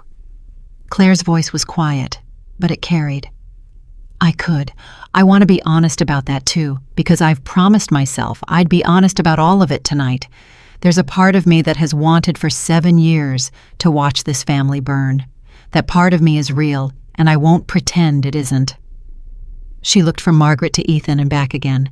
"But I'm not going to feed it, because if I do, if I build my whole return around watching you suffer, then I become exactly what you always said I was. Small, grasping, cruel. And I refuse to let 7 years in your house turn me into one of you." She turned then to face the whole room, and she raised her voice so all of them could hear. "I didn't buy this company to destroy it," she said. "I bought it to save it. There are 4,211 people whose livelihoods depend on Blackwell Industries, 4,000 families, and the man who was supposed to protect them." She glanced at Ethan. "Forgot they existed. He couldn't even tell me the number. So I'm going to do the thing this family stopped doing a long time ago. I'm going to remember them. I'm going to protect them. And I'm going to rebuild this company on the values that Ethan's grandfather founded it on before his heirs decided the only thing that mattered was how expensive the champagne was at the gala." A ripple moved through the crowd. And then from somewhere in the back, someone began to clap. Slowly at first. Then someone else joined. And then the room, that same room that had watched the Blackwells preen for years, began to applaud the woman they had all dismissed as a nobody. And the sound of it was the sound of a world realigning itself around a new center of gravity. Ethan stood in the middle of that applause, and it was the loneliest sound he had ever heard. "Claire," he said, barely audible over the noise, "what happens to me?" She looked at him. And for just a moment the public triumph fell away, and it was just the two of them, a man and a woman who had once stood at an altar and promised each other a life. There was no crowd, no jet, no company, just the wreckage of something that might, in another world with another man, have been real. "I don't know yet," Claire said honestly. "That's the truth. Part of me thinks you should walk out of here tonight with nothing the way you tried to send me out, and part of me knows that would just be the same cruelty wearing my face instead of yours." She was quiet for a moment. "I'm going to give you a choice, Ethan. Not tonight. In a few days, when the shock has worn off and you can actually think, I'm going to offer you a choice about your future in this company, and it's going to be a real choice with real consequences, and how you answer it is going to tell me everything about whether the man I married ever actually existed or whether I imagined him." "What kind of choice?" "The kind you've never had to make," Claire said. "The kind where charm doesn't help you. The kind where your name doesn't save you. The kind where the only thing that matters is who you actually are underneath everything your family taught you to be." She stepped back. "I'll be in touch, through my lawyers for now. Don't call me. Don't come to me. When it's time, I'll come to you." And then she turned away from him, from all of them, and she walked back through the parted crowd toward Alexander Sterling, who was waiting for her with an expression of quiet, fierce pride that no one else in the room could have understood. "Well," he murmured as she reached him, "how does it feel, 6 months of work?" 7 years before that. And now it's done. You walked in as yourself. You made them see you. How does it feel?" Claire was quiet for a moment, and when she answered, her voice was not what he expected. It was not triumphant. It was tired and thoughtful and touched with something almost like sorrow. "I thought it would feel bigger," she said. "I thought when Ethan finally looked at me and understood when I finally got to watch it land, I'd feel, I don't know, vindicated, whole." She glanced back over her shoulder at the wreckage of the family she was leaving behind. "But mostly, I just feel sad. Sad that it took all of this. Sad that a man could stand across from me for 10 minutes and not know my voice. Sad that 7 years of my life were spent trying to be loved by people who were never going to love anyone but themselves." She looked at Alexander. "Is that strange, to win and feel sad?" "No," the old man said gently. "It's the least strange thing in the world. Winning against people who hurt you is never as sweet as you imagine, because the sweetness you're really after is the thing they took from you, and no amount of winning gives it back." He took her arm. "But you did something rarer than winning tonight, Claire. You had the chance to become them, and you didn't take it. Your grandfather would tell you that's the only victory that ever actually matters." Claire leaned into the old man just slightly, just for a moment, and let herself feel the exhaustion of 6 months and the grief of 7 years and the strange, hollow, complicated triumph of the last 20 minutes all at once. "Take me home," she said. "I'm done here." "You're sure you could stay? Enjoy it. Let them watch you enjoy it." "No." She straightened, and something settled in her, some final decision. "I've spent enough of my life in this house at these parties, surrounded by these people. I got what I came for. Not the company, not the revenge, just the truth said out loud in front of everyone once and for all." She managed a small, real smile. "The rest is just work, and I can do the work from anywhere." They walked toward the door together, the old man and the woman he'd sworn to protect, and the crowd parted for them once more, and behind them the great room buzzed with the news that would be everywhere by morning. The story of the quiet wife who signed the divorce papers without a fight and came back 6 months later owning everything. But at the door, Claire paused. She turned back one last time, and her eyes found Ethan across the room, standing alone now, abandoned by his girlfriend, exposed in front of everyone he'd ever tried to impress, staring at the ruins of the only life he'd ever known. And she almost felt sorry for him. Then she remembered the sound of the pen in his hand, the ease of it, the complete absence of hesitation as he signed away 7 years without a single backward glance. She remembered Margaret laughing in the doorway. She remembered 100 dinners, 1,000 small cruelties, a marriage that had slowly taught her she was worth nothing. And she turned and she walked out into the night, and she did not look back again. Behind her, in the great bright room full of the most powerful people in the country, Ethan Blackwell sank slowly into a chair, put his face in his hands, and began for the first time since he was a child to understand that some things could not be charmed, could not be bought, could not be undone. The woman he had thrown away owned his entire world, and she had just told him that in a few days she was going to offer him a choice. He had no idea what the choice would be, but sitting there alone in the wreckage of the most important night of his life, Ethan Blackwell felt for the very first time the cold and total terror of a man who has finally run out of ways to win. The night did not end when Claire's jet lifted off the runway. For the Blackwell family, it was only beginning.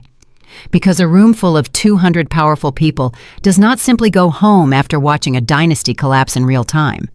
They stayed, they circled, they whispered in tight little clusters near the champagne fountains, and every one of those whispers was a calculation, and every calculation ended the same way. The Blackwells are finished. Get close to Sterling. Get close to the Whitmore woman. Whatever you do not be seen standing next to Ethan. And Ethan felt it. He felt every one of them pulling away from him at once, like a tide going out, leaving him stranded on a shore that had been solid ground an hour ago. "Senator," he grabbed the arm of a man he'd golfed with a dozen times. "Senator, listen, this is a misunderstanding. The company is fundamentally sound if you'd just—" "Ethan." The senator gently removed his arm from Ethan's grip. "It's a lovely party. Give my best to your mother." And he walked away, and he did not look back, and Ethan stood there with his hand still half raised, understanding. He tried 3 more. A hedge fund manager who suddenly had somewhere to be. A tech billionaire who looked straight through him as though he were made of glass. A woman who had begged for an invitation to this very gala 2 weeks ago, and who now could barely bring herself to make eye contact.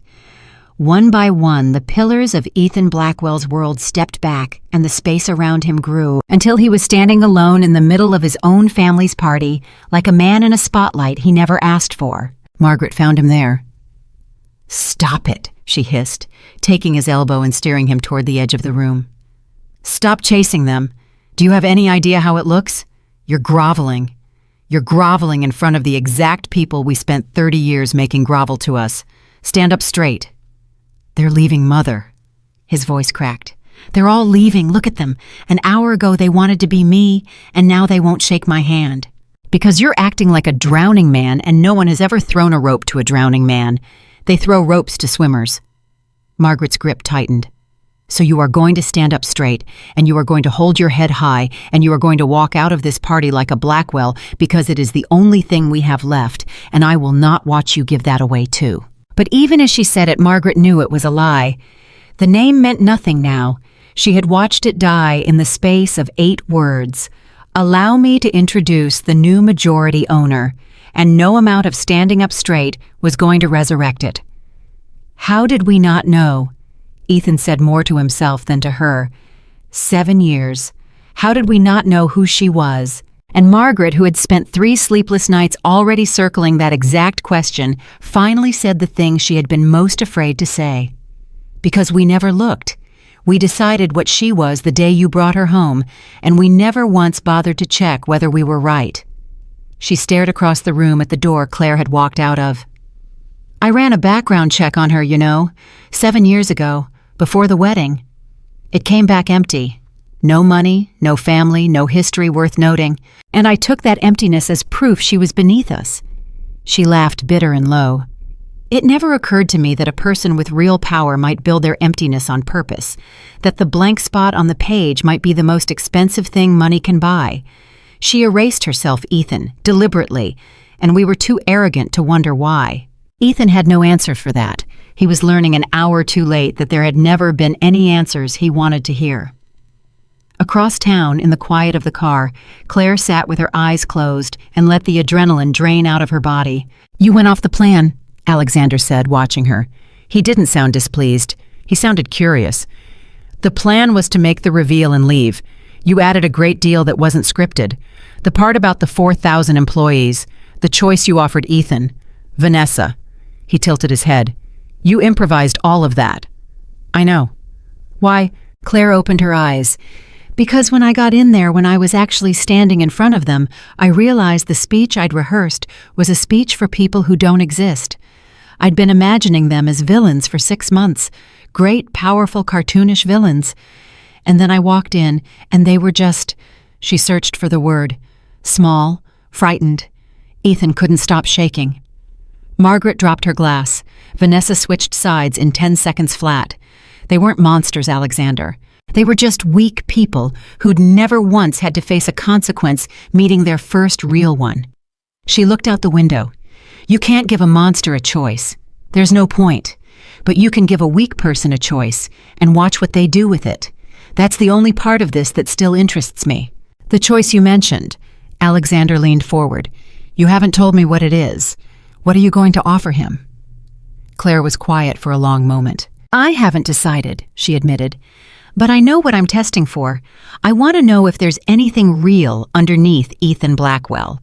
If you strip away the name, the money, the charm, the safety net, is there a person there, or is it all just performance all the way down?" She turned to Alexander. "Because if there's a real person under there, even a small one, then maybe he can be part of rebuilding this company into something good. And if there's nothing, if it really is performance all the way down, then I need to know that too, so I can cut him loose without wondering for the rest of my life whether I threw away someone who could have changed." "Ai-chi-sai-san." "And what about you?" Alexander asked gently. "The way you'll feel either way. Have you thought about that? That's the part I can't figure out." Claire said. I spent 7 years wanting him to love me, then 6 months learning to stop wanting it. And now I'm about to hand him a test that half of me is hoping he fails. She pressed her fingers to her temples. What does that make me? Human, Alexander said. Just human, Claire. You're allowed to want 2 things at once. You're allowed to hope he becomes a better man and hope you get to watch him prove he never will. Nobody clean ever built anything worth building. Your grandfather taught me that, and he was the least clean, most decent man I ever knew. Claire laughed, tired. You always bring it back to him. Because everything comes back to him, including you. Alexander settled back in his seat. Get some sleep, child. Tomorrow the real work begins. The reveal was theater. Running a company that's 4,000 jobs deep in debt is not theater. It's arithmetic and lawsuits and creditors and 100 decisions a day that no one will applaud you for. He closed his own eyes. The gala was the easy part. Now you find out if you actually wanted this or if you only wanted the moment they'd know. Claire didn't answer, but she thought about it the whole way home and long after lying awake in a bed that was finally entirely her own in a life that no longer required her to be anyone but herself. She thought about the 4,000 people whose futures now rested in her hands. She thought about Margaret's broken face and Vanessa's instant betrayal and the loneliest sound in the world, the sound of a room full of people abandoning a man all at once. And she thought about Ethan sitting alone in a chair with his face in his hands, waiting for a choice he didn't yet know was coming. For 7 years, she had been the one waiting to be seen, waiting to be loved, waiting for a man to become the person she'd believed he was. Now, for the first time, the waiting belonged to him. And somewhere in the small, honest human part of her that she would never fully silence, Claire Whitmore found that she did not mind that at all. Tomorrow the arithmetic would begin. Tonight, for the first time in a very long time, the quiet woman everyone had underestimated slept the deep, dreamless sleep of a person who had finally, after all these years, stopped waiting to be anything other than exactly who she was. The choice came 4 days later, and it did not come the way Ethan expected. He had spent those 4 days in a state he'd never known before, a kind of free fall. The phone that used to ring 40 times a day went silent. The invitations stopped. His membership at 2 clubs was quietly suspended over unpaid dues that had never mattered before because no one had ever dared to collect them. And every morning, he woke up in a house that still looked like wealth, but had become overnight a kind of expensive prison. Because everyone in the city now knew that the man who lived there owned nothing at all. So when Claire's lawyer called and said she wanted to meet him in person at the Blackwell Industries headquarters at 8 the next morning, Ethan said yes before the man had finished the sentence. He'd have said yes to anything. 4 days of silence had taught him how much he had taken for granted the simple fact of being wanted in a room. He arrived early. He wore his best suit. He rehearsed again because rehearsing was the only tool he had left, and he did not yet understand that it was the very thing that would sink him. Claire was already there when he walked in. She sat behind a desk that had been his father's and his grandfather's before that, and she did not stand when he entered. "Sit down, Ethan." He sat. "I said I'd give you a choice," she said. "I've decided what it is." She slid a folder across the desk toward him. "There are 2 documents in there. The first is a separation agreement. You sign it, you walk away from Blackwell Industries entirely, and in exchange, I'll give you enough money to start over somewhere else. Not a fortune. Enough. A soft landing. You'd never have to work again if you lived carefully. You could go somewhere no one knows your name and build whatever kind of quiet life you wanted." She paused. "That's the first document." Ethan swallowed. "And the second?" "The second is an employment contract." She watched him closely. "Not as CEO, not as an executive, as a floor manager in the Ohio plant. The one you were about to shut down to cover your debts. You'd move there. You'd earn a floor manager's salary, which I can promise you is nothing like what you're used to. You'd report to people who used to report to you. You'd learn how the company actually works from the bottom up the way your grandfather did, because that's how he started. Did you know that he ran a floor before he ran a company?" She leaned back. And if you did it well, if you actually learned something, if you proved to me over the course of a year that there's a real person under all that performance, then we'd talk about a future. A real one earned this time, not given. Ethan stared at her. You want me to be a floor manager? In Ohio, yes. That's insane. It's a choice, Ethan, that's all. You can take the money and go build a comfortable, meaningless life somewhere far away. There's no shame in it. Most people would. She held his gaze. Or you can take the hard road, the one where you actually have to become someone, and find out whether there's anything in you worth becoming. Those are the two doors. I'm not going to tell you which one to walk through. That's the whole point. And this was where Ethan Blackwell made his first real mistake of the meeting, though he didn't know it. He reached for charm.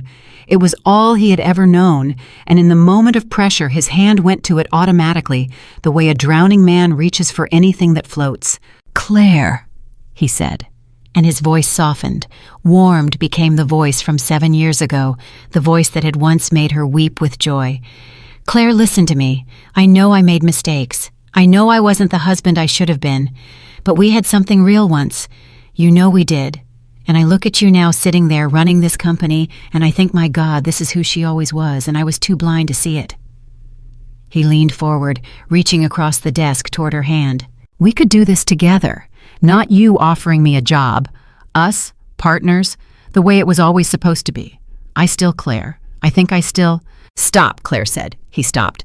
I want you to hear yourself, she said quietly. You just watched me offer you a genuine chance to become a better man, and your first instinct was to try to seduce your way out of it. She wasn't angry. That was the worst part for Ethan. She wasn't angry at all. She was just watching him the way a doctor watches a patient gathering information. You reached for my hand.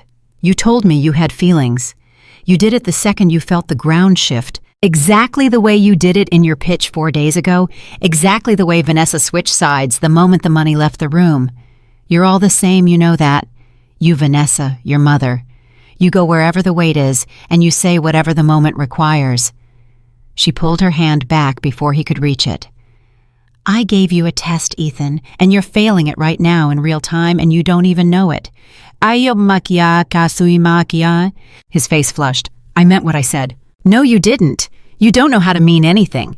That's not an insult. It's a diagnosis. You've spent 40 years being rewarded for performance and punished for nothing, and somewhere along the way the performance ate the person, and now there's no one left underneath to mean things. She stood and walked to the window and looked out over the city. I loved you once, you know. Really loved you. Not the money, not the name, I didn't even know about those. I loved a man who I thought remembered the small stories I told him, who I thought saw me. She turned back. It took me years to understand that man was a performance too. You saw that I wanted to be seen, so you performed seeing me, until you didn't need to anymore. And then you stopped, and I spent 7 years grieving a person who never actually existed. The room was silent, and then Ethan did something that surprised them both. He started to cry. Not perform tears, not the strategic emotion of a man playing an angle. Something rawer and uglier and completely without calculation. The tears of a man who had just heard spoken plainly and without cruelty, the truest thing anyone had ever said about him.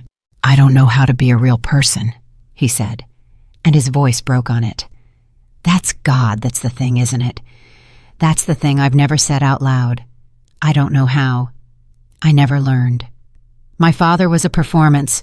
My mother is a performance. I was raised in a house where every single thing was about how it looked, and I got so good at the looking that I forgot there was supposed to be anything underneath. He wiped his face with the back of his hand, and for one moment he looked less like a fallen tycoon and more like the frightened boy that boy had once been before the performance closed over him completely. You're right about all of it, the pitch, the hand, just now. I did it without thinking. I don't know how to do anything else. Claire watched him carefully. This was the moment she had been testing for, and she could not yet tell if it was real. Then here's what I need to know, she said slowly. Is that a confession or a strategy? Because a man who wanted to manipulate me would say exactly what you just said. He'd break down at exactly the right moment and confess exactly the right flaw, because he'd have calculated that vulnerability is the one card he hasn't played yet. She stepped closer. So I can't tell, Ethan. I'm looking right at you, and I cannot tell if those are real tears or your best performance yet. And neither can you, I think. That's the tragedy of it. You've performed so long you can't find the line between what you feel and what you've calculated to feel. Ethan looked up at her stricken because she was right, and he knew she was right, and the not knowing was suddenly the most terrifying thing in the world. So I'm not going to decide for you, Claire went on. I'm going to let the choice decide. Because here's the thing about the two doors. A man who's performing takes the money. Every time. The money is the smart play, the safe play, the comfortable play. A performer takes the soft landing and walks away and calls it wisdom. She set both documents on the desk in front of him side by side. But a man who actually wants to find out if there's something real in him takes Ohio. Takes the hard road. Takes the year of humiliation and labor and learning, not because it's smart, but because it's the only way to find out if there's anyone home. She stepped back. You have until Friday. Sign one. Bring it to me yourself, and whichever one you sign will tell me the truth, that neither of us can see right now, just by looking at your face. Ethan stared at the two documents. And if I take Ohio, he said slowly, and I do it, and I actually learn what then? What's the real prize? Do I get the company back? And Claire smiled sadly, because the question told her everything. You're already calculating the payoff, she said softly. You're already asking what you win. Ethan, if you have to know the prize before you'll take the hard road, then you've already answered the question. The prize is finding out who you are. That's it. That's the only prize there's ever been. And the fact that it isn't enough for you. She stopped, shook her head. Take until Friday. Maybe something will change. I hope it does. I really do. But I'm not going to hold my breath. She gathered her things to leave. Why are you doing this? Ethan asked suddenly before she reached the door. You could have just cut me loose, taken everything, thrown me out with nothing the way I did to you. It would have been fair. Nobody would have blamed you. Why go to all this trouble to give me a choice I don't deserve? Claire paused with her hand on the door. Because when I signed those divorce papers, she said, I made myself a promise that whatever I did next, I would never become you. And cutting you loose to suffer, watching you fall, taking my pound of flesh, that's what you would do. That's what Margaret would do. That's what Vanessa would do. She looked back at him. Giving you a real chance to become better, even knowing you'll probably waste it, that's the thing none of you would ever do for me. So that's the thing I'm going to do. Not for you, for me, because it's the last proof I need that I got out of that house before it turned me into one of you. And she opened the door and she left, and Ethan Blackwell sat alone with two documents and a question about himself he had spent his entire life avoiding. Margaret was waiting for Ethan when he got home. She had heard, of course. There was very little Margaret didn't hear even now, even diminished. And she had spent the day working herself into a state because the thing Claire had offered her son was to Margaret's mind an unforgivable humiliation, dressed up as mercy. A floor manager, she said the moment he walked in, not even a greeting. In Ohio. She wants a Blackwell to punch a clock in a factory in Ohio. Do you understand what that is, Ethan? It's not a job offer. It's a leash. It's her way of keeping you on your knees for a year so she can enjoy watching it. You will not take it. You'll take the money, you'll take every dollar you can squeeze out of her, and we'll rebuild. We've rebuilt before. This family has survived worse than... We haven't, Mother. Margaret stopped. We haven't survived worse than this, Ethan said. He sat down heavily. He looked exhausted in a way Margaret had never seen. There's no rebuilding. There's no clever play. She owns the company, and she was gracious enough not to destroy us. And if you think for 1 second that we have any cards left, then you're doing the exact thing that got us here. You're performing. You're standing in the rubble telling yourself the house is still fine because admitting it fell is more than you can bear. Don't you dare speak to me like... She said something to me today. Ethan wasn't really listening to his mother anymore. He was somewhere else. She said I don't know how to be a real person, that I was raised in a house where everything was about how it looked, and I got so good at the looking that I forgot there was supposed to be something underneath. He looked up at Margaret. And there was something new in his eyes, something that frightened her more than the bankruptcy, more than the humiliation, more than anything. "She was describing you, Mother. And me. She was describing this whole family. And she's right, isn't she? We're not real. We never were. We're just very expensive performances of people." Margaret's face went white. "That woman," she said, and her voice shook with a fury that had fear underneath it, "has poisoned your mind. She has taken everything from us, and now she's taking the last thing we have, which is the knowledge of who we are. We are Blackwells. We built this city, and I will not stand here and listen to my own son parrot the psychological cruelty of a gold digger who got lucky." "She's not a gold digger, Mother. She never was. That was a story we told ourselves so we wouldn't have to look at her. And it was a lie, and we knew it was a lie, and we told it anyway for 7 years because it was easier than admitting we married a woman better than us." Ethan stood. "I'm going to my room. I have to think." "There's nothing to think about. Take the money." Ethan stopped at the foot of the stairs. "That's the thing, Mother," he said quietly. "For the first time in my life, there is." And he went upstairs and he left Margaret standing alone in the grand foyer of a house that no longer belonged to the world she thought she ruled. And for the first time in 40 years, Margaret Blackwell did not have the last word. Ethan did not sleep that night.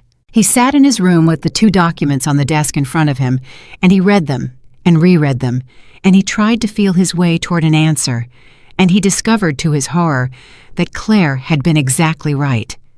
He couldn't tell what he felt. Every time he reached for a genuine emotion, he found a calculation waiting underneath it. Every time he imagined taking Ohio, part of his mind immediately began working out how it would look, how the story would play, what he'd gain. He couldn't find the bottom of himself. There was always another layer of strategy underneath all the way down, and he began to wonder, sitting there in the dark, whether Claire was right about that too, whether there was any bottom at all, whether the performance really did go all the way down. Around 3 in the morning, he did something he hadn't done in 20 years. He went down to the basement to the boxes of old family things no one ever looked at, and he dug until he found what he was looking for. A photograph. His grandfather, the founder, young, in work clothes, standing on a factory floor with grease on his hands and a grin on his face, surrounded by men who were clearly his friends, his equals, the people he worked beside before he owned anything at all. Ethan had passed that photo 1,000 times as a boy and never once looked at it. Now he sat on the cold basement floor and looked at it for a long time. His grandfather had started on a floor. Claire had said it, and here was the proof. A young man with grease on his hands who worked beside other men, and somewhere in that work became the kind of person who could build something that lasted 3 generations. And every one of those generations after him had gotten a little further from the floor, a little more polished, a little more performed, until it ended with Ethan, the great-grandson of a man with grease on his hands, who couldn't even name how many people worked for the company his family owned. 4,211, Claire's voice said in his memory, and you don't know the number. Something moved in Ethan's chest. He couldn't have named it. It wasn't a calculation, or if it was buried too deep for even him to find. It felt for one strange moment almost like grief. Grief for a man he'd never met.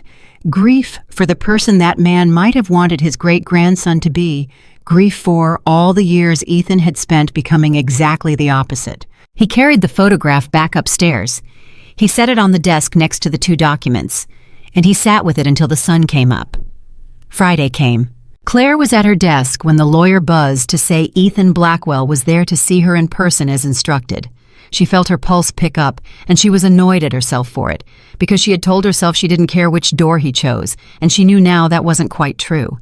Some small, stubborn human part of her wanted him to surprise her, wanted there to be someone real under there after all, not because she wanted him back. That was finished, dead buried. But because a world in which even Ethan Blackwell could become a real person was a kinder world than the one where he couldn't, and Claire had spent enough of her life in the unkind version. "Send him in," she said. Ethan walked in. He looked terrible, gray and hollow-eyed, a man who hadn't slept in days, and he was carrying something. Not a folder. A photograph in an old frame. He set it on her desk without a word. Claire looked at it, a young man with grease on his hands grinning on a factory floor. "My grandfather," Ethan said. His voice was rough. "You said he started on a floor. I didn't believe you. I found this in the basement at 3 in the morning. Jean? I. He looked at her. "You were right. About all of it.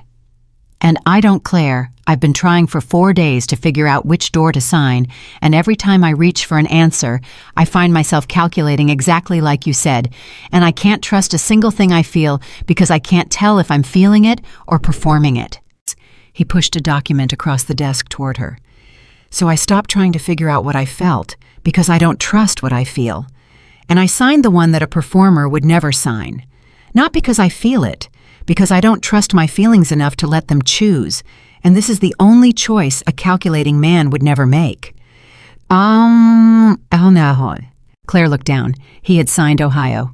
She was quiet for a long moment, and then she looked up at him, and there was something in her face he had never seen directed at him before, not in 7 years of marriage, something that might have been respect. "You signed the hard one," she said, "for the right reason. Which is the strangest right reason I've ever heard, but it might be the only one that could possibly be real." She sat back. "Because you're right.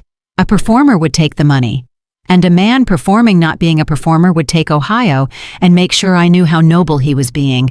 But a man who signs the hard road specifically because he no longer trusts himself to choose based on feeling—" She shook her head slowly.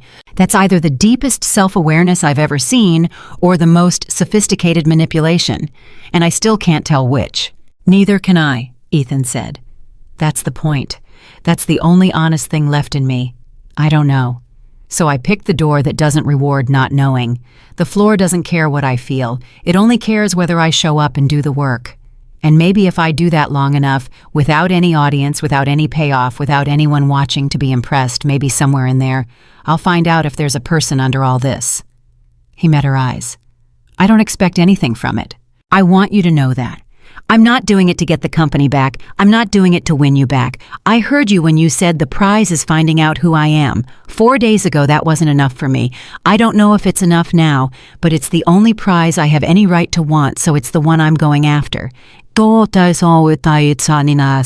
Claire stood and walked around the desk and picked up the photograph of his grandfather and studied it. "He'd be ashamed of what this family became," she said quietly. "You know that. But I think looking at this face, I think he'd rather you spent a year with grease on your hands trying to become someone than a lifetime with clean hands proving you never could." She set the photograph down. "You leave for Ohio on Monday. You'll be Ethan Blackwell, floor manager, and no one there will care about your name, and half of them will resent you for it, and it's going to be the hardest year of your life." She looked at him. "And I hope, Ethan, for the first time in a long time I actually hope, not that you'll come back, but that you'll find something real out there. Everyone deserves that. Even you. Maybe especially you because you've had it the least." Ethan nodded. He couldn't speak, and he turned to go. "Ethan." He stopped at the door. "Your mother," Claire said. "Margaret. What's she going to do?" Ethan was quiet for a moment. "I don't know. She won't come to Ohio. She'd rather die than be seen doing anything that looks like defeat." He shook his head.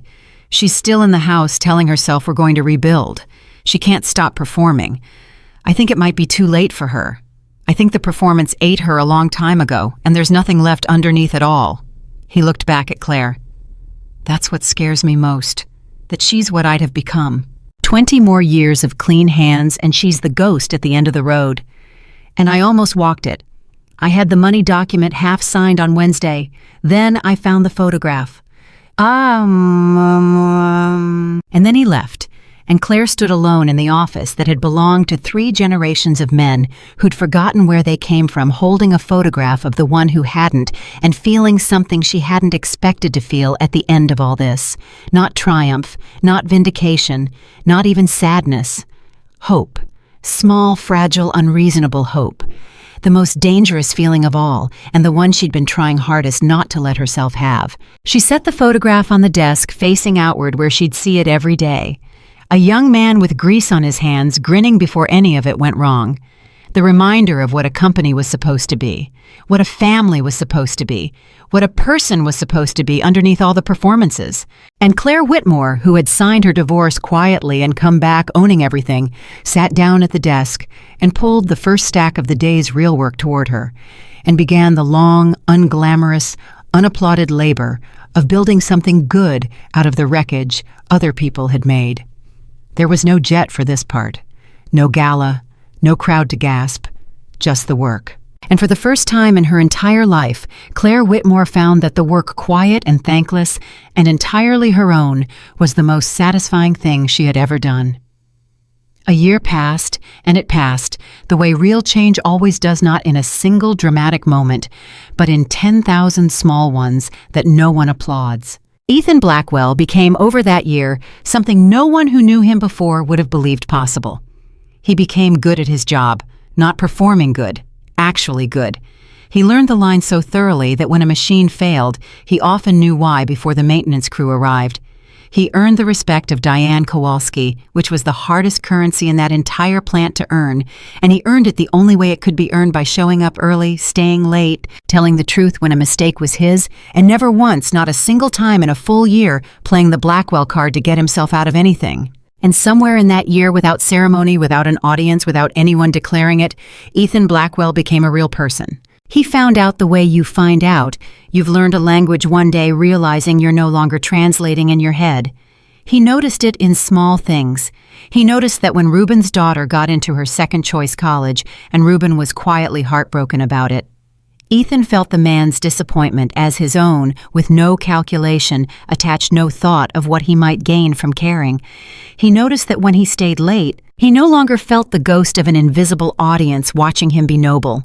He just stayed because the work needed finishing. He noticed that the terror he'd felt that first week, the horror of being nobody, had quietly transformed into something else entirely. Peace. The specific peace of a man who no longer had to perform because he no longer needed anyone to see him to know that he was real. Claire came to Ohio at the end of that year. She hadn't planned to. She'd received Diane's reports, watched the numbers, followed the slow arc of Ethan's transformation from a careful distance. But when the anniversary of his arrival came, something pulled her to make the trip herself, to see with her own eyes whether the man in those reports was real or whether she'd been reading hope into ink. She found him on the floor in work clothes, grease on his hands, showing a new hire how to clear a jam on the line. He didn't see her at first, and she stood at the edge of the floor and watched him. This man she'd been married to for 7 years and never once known, and she watched him be patient with the nervous kid, watched him laugh at something the kid said, watched him clap the kid on the shoulder when the jam cleared, and she thought, my God, there he is, there's the person. He was in there the whole time, buried so deep even he couldn't find him. Then he looked up and saw her. For a moment, neither of them moved. A year of distance stood between them and everything that had happened before it, the divorce papers, the gala, the 2 documents, the flashlight. And then Ethan wiped his hands on a rag and walked over, and he didn't reach for charm, didn't reach for the old warmth, didn't perform a single thing. "You came," he said simply. "I came. Do you want the tour? I could show you the line. I know it pretty well now." And that, more than anything, was how Claire knew. Because the old Ethan would have asked how he looked, what she thought of his transformation, whether she was impressed. This Ethan just wanted to show her the line because he was proud of the work, and the work was the thing, not the way it looked. He gave her the tour. He introduced her to Diane, who shook Claire's hand and said gruffly, "You did a good thing sending him here. Took him about 6 weeks to stop being useless, but he got there. He's one of mine now." And Ethan, standing beside them, flushed with a pride that had nothing to do with his name and everything to do with having earned the good opinion of a woman who'd started out despising him. Afterward, they sat in the break room with 2 cups of the terrible coffee, and they talked, really talked for the first time in the entire history of knowing each other. "I have to ask you something," Claire said, "and I need you to answer it honestly, even though I already know you might not be able to tell." She wrapped her hands around the paper cup. "A year ago, you signed the Ohio document, and you told me you signed it because you couldn't trust your own feelings, so you picked the door a performer would never pick." And I told you, I couldn't tell if that was the deepest self-awareness I'd ever seen or the most sophisticated manipulation. She looked at him. Do you know yet, a year later? Do you know which one it was?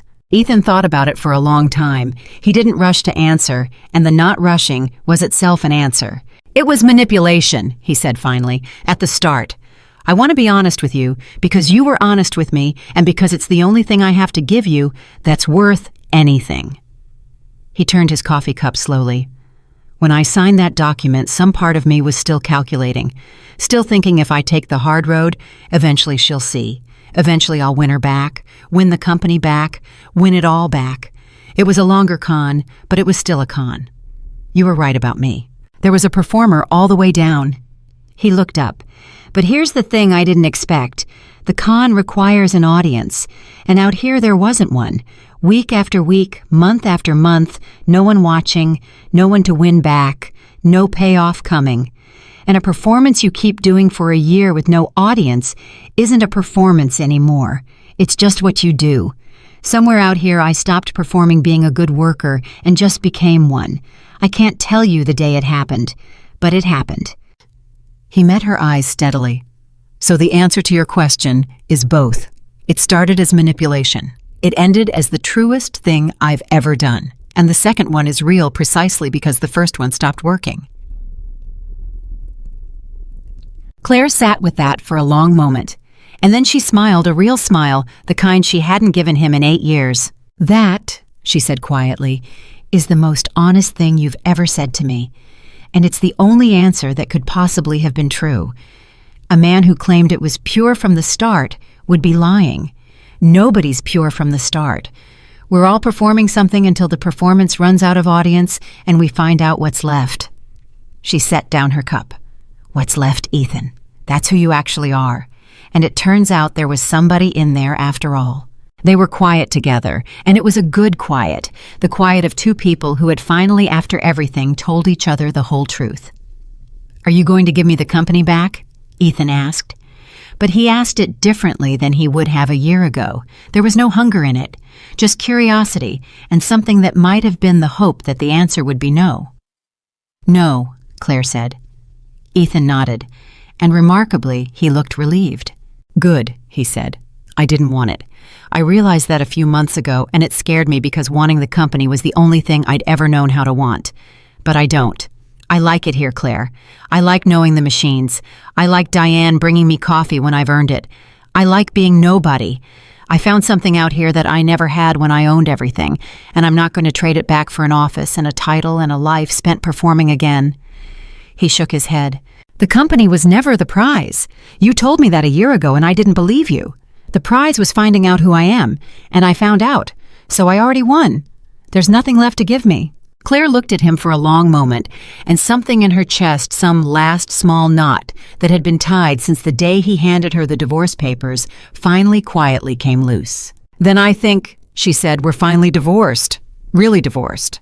The papers did it a year and a half ago, but this right now, this is the actual ending. Two people who were married, who hurt each other, who became different people sitting in a break room telling each other the truth and wishing each other well. She stood and extended her hand. Goodbye, Ethan. The real goodbye. I hope you build a good life out here. I mean that with my whole heart, which is a thing I couldn't have said to you a year ago. Ethan stood and took her hand, and he didn't hold it too long, didn't try to turn it into anything, just shook it, one real person to another. Thank you, he said, for not destroying me when you had every right to, for giving me a door I didn't deserve, and for being the only person in my whole life who ever told me the truth about myself. His voice caught. You were the best thing that ever happened to me, Claire. I was just too much of a performance to know it until I'd already thrown you away. I'll live with that. But I'll live with it as a real person, which is more than I could have done before. So even that you gave me. Claire left Ohio that afternoon, and she did not look back. But this time, the not looking back was different than it had been at the gala. At the gala, it had been a wall she was putting up. This time, it was simply a door she was gently closing on a chapter that was finished cleanly with nothing left unsaid. She thought about Margaret on the drive to the airport, because Margaret was the one who hadn't changed. Ethan had gone to Ohio and found a person underneath the performance. Vanessa had vanished into whatever new fortune she'd attached herself to, unchanged a scale, still seeking weight. But Margaret had stayed in the mansion performing the part of a matriarch of an empire that no longer existed, and Claire had heard through the quiet channels that carried such things that the old woman was not well, that she rarely left the house now, that the gatherings had stopped entirely, that Margaret Blackwell sat alone in her expensive rooms night after night keeping up a performance for an audience that had disappeared long ago. Claire made a decision on that drive that surprised even herself. She went to see Margaret. The old woman received her in the grand sitting room, and she had dressed for it and done her hair and set out tea, all the old performances still running on a stage with no audience left. But she was thinner than Claire remembered, and grayer, and there was something behind her eyes that hadn't been there at the gala. Something hunted. "I heard you visited my son," Margaret said, pouring the tea with a hand that wasn't quite steady. "In his factory. I heard he's become quite the common laborer. You must be very pleased. It's exactly the humiliation you always wanted for this family." "He's happy, Margaret," Claire said quietly. "For the first time in his life. That's not humiliation, that's the opposite." "He calls me a performance." Margaret set down the teapot, and her composure, that legendary composure, cracked just slightly. "My own son. He calls me every week, and he tells me there's a real person underneath. If I'd only go looking as though I'm not—" She stopped. Her jaw worked. "As though there's something wrong with me. As though 40 years of running this family, of surviving in it, of being the one who held it all together, was somehow a sickness." "Is he wrong?" Claire asked gently. And Margaret Blackwell, for the first time, in the entire time Claire had known her, did not have an answer. The silence stretched, and in it, something in the old woman's face began to come apart slowly, the way a dam comes apart, small cracks first, and then all at once. "I don't know who I am without it," Margaret whispered, and her voice was so small, so stripped of all its old power, that Claire almost didn't recognize it. The performance, being Margaret Blackwell, the matriarch, the one who always knew the right thing to say and the cruelest way to say it. I've been her for so long. Since before I married into this family, I built her to survive a family that would have eaten a weaker woman alive, and she worked for 40 years. Her hands were shaking now badly. And now the family's gone. The empire's gone. My son is happy punching a clock in Ohio, and my husband is dead, and there's no one left to perform for. And I sit in this house every night and I try to find the woman underneath the way Ethan says I should, and Claire— Her voice broke completely. "There's no one there. I looked. There's no one there. I performed her so long that the real one just died. Somewhere along the way she died, and I didn't even notice. And now there's nothing left but the costume." And Claire understood then that she was looking at the thing Ethan had been most afraid of becoming, the ghost at the end of the road, the performance that had eaten the person so completely that when the audience finally left, there was nothing behind the mask but more mask. She could have said, "That's what you get." She could have said, "You did this to yourself." She could have delivered the final cruelty, the one that would have balanced the scales for 7 years of dinners and humiliations and a laugh in a doorway. She didn't. "Margaret," she said instead, and she reached across and took the old woman's shaking hands. "Listen to me. I don't know if you're right. I don't know if the real Margaret died, or if she's just buried so deep and so long that you've forgotten how to reach her.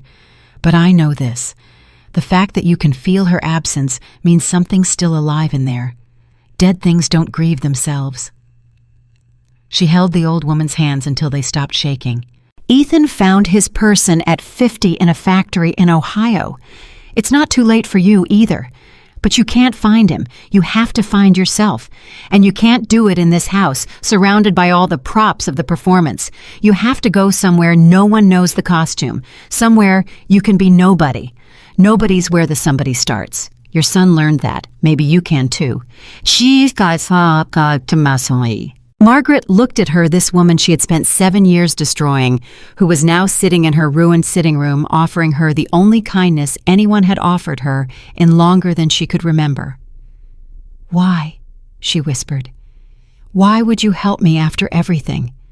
I called you cheap in front of 40 people. I called you a decoration. I spent 7 years making you feel like nothing. Why would you sit here and hold my hands?" And Claire smiled sad and clear and entirely free. Because a year and a half ago, I signed a set of divorce papers, she said, and I made myself a promise that whatever I became, I would never become the kind of person who kicks someone when they're down, no matter how much they might deserve it. You taught me who I didn't want to be, Margaret. Every single day for 7 years, you showed me the person I refused to turn into. And the only way I know how to thank you for that lesson is to be the opposite of it right now, when it would be so easy not to be. She squeezed the old woman's hands one last time and let them go. That's not for you. It's for me.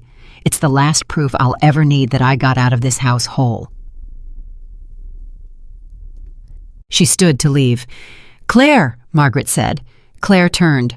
The old woman was crying now openly without any attempt to hide it or manage it or perform it, and it was the first genuinely unperformed thing Claire had ever seen her do. I'm sorry, Margaret said. For all of it. I know it doesn't undo anything. I know it's 40 years too late to be the kind of woman who could have loved you instead of destroying you. But I'm sorry, and I think that might be the first true thing I've said in a very long time. It is, Claire said gently. I can tell, and it counts, Margaret, not because it fixes anything, but because it's real, and real is the only thing that ever counts in the end.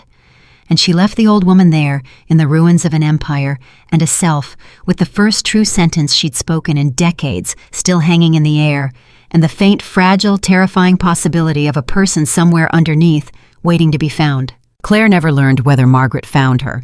Some stories don't give you that. But she'd left the door open, and the leaving of it open was the thing that mattered, and it was the last debt she owed to the house that had tried and failed to make her small. Months later, Claire stood in the headquarters of Blackwell Industries, and the company was stronger than it had been in 20 years. The debts were gone. The plants were open. The 4,211 employees had become 4,500 as the company grew, and every one of them knew that the woman who ran it knew what the company was for. She had done what 3 generations of Blackwell men had forgotten how to do. She had remembered that a company was the people in it, and she had built everything else outward from that single unfashionable truth. Alexander Sterling came to see her one afternoon, old now, slower than he'd been the day he picked her up outside the mansion with a single suitcase, but with the same glitter in his eyes. Your grandfather, he said, standing at the window beside her, looking out over the company she'd rebuilt, would not have understood a word of what you did. Claire laughed. No. He was a brilliant man, the most brilliant I ever knew, but he understood winning. He understood building. He did not understand mercy. If someone had done to him what the Blackwells did to you, he'd have salted the earth. He'd have destroyed them so completely there'd be nothing left but a story people told to frighten their competitors. Alexander turned to her. He couldn't have done what you did, sending Ethan to Ohio and hoping he'd find himself, sitting with Margaret and holding her hands. He didn't have it in him. He was too much a creature of the fight. The old man's eyes were wet. You have his mind, Claire, but you have something he never did. And I've spent a year and a half trying to name it, and I think I finally can. He took her hand. You're not afraid of being kind. He was. Underneath all that power, your grandfather was terrified that kindness was weakness. And you know it isn't. You know it's the strongest thing there is because it's the one thing you can only do from a position of real security. Frightened people are cruel. Only the truly powerful can afford to be gentle. He squeezed her hand. You're more than he was. He'd hate to hear it, and he'd be prouder than he ever knew how to say. Dom. Claire couldn't speak for a moment. I didn't set out to be kind, she said finally. I set out to survive, to find out if I could be loved. And when I found out I couldn't not by them, I set out to prove I could rise without becoming them. The kindness wasn't a plan. It was just what was left when I refused everything else. She looked out over the company. I could have destroyed them, Alexander, every single one of them. And I thought about it in the beginning. I dreamed about it. But every time I imagined it, I saw myself becoming Margaret. Cruel from a position of power, small from a great height. And I'd already spent 7 years watching what that does to a person. I didn't want to win their way. I wanted to win mine. And it turned out mine was the only way that actually let me sleep at night. Alexander nodded slowly. Are you happy? He asked. After all of it, are you finally happy? And Claire Whitmore thought about the question. Really thought about it the way she thought about everything. "I'm free," she said, "which I think is better than happy. Happy comes and goes, but I don't wake up anymore waiting to be seen. I don't measure myself by whether someone loves me. I don't need Ethan to remember me or Margaret to respect me or anyone at all to look at me and decide I'm worth something." She turned from the window. "For 35 years, I was waiting for the world to tell me who I was. And somewhere in the last year and a half, I stopped waiting. I just decided. And nobody can take that back. Not Ethan, not Margaret, not anyone who ever underestimated me or ever will." She smiled. "So no, I'm not always happy, but I'm free. And I built it myself out of the wreckage they left me. And that's worth more than any happiness anyone could have handed me." She looked back out over the company, over the thousands of lives she'd chosen to protect instead of destroy, over the good things she'd built out of the ruins of a family that had tried to convince her she was nothing. And she understood, standing there, the truth, that her whole life had been teaching her the truth. She'd been the quietest person in the room long enough to finally learn. Sometimes the person everyone underestimates is the one who has been preparing the longest. Sometimes losing everything is the exact moment you finally discover your own strength. And sometimes the quietest woman in the room, the one they dismiss, the one they throw away, the one they're certain they've destroyed, is the one who already knew all along exactly how the story would end. She signed the divorce quietly. And she rose so completely, so entirely on her own terms that in the end, she didn't just win back everything they took from her. She became the one thing none of them ever could. She became free.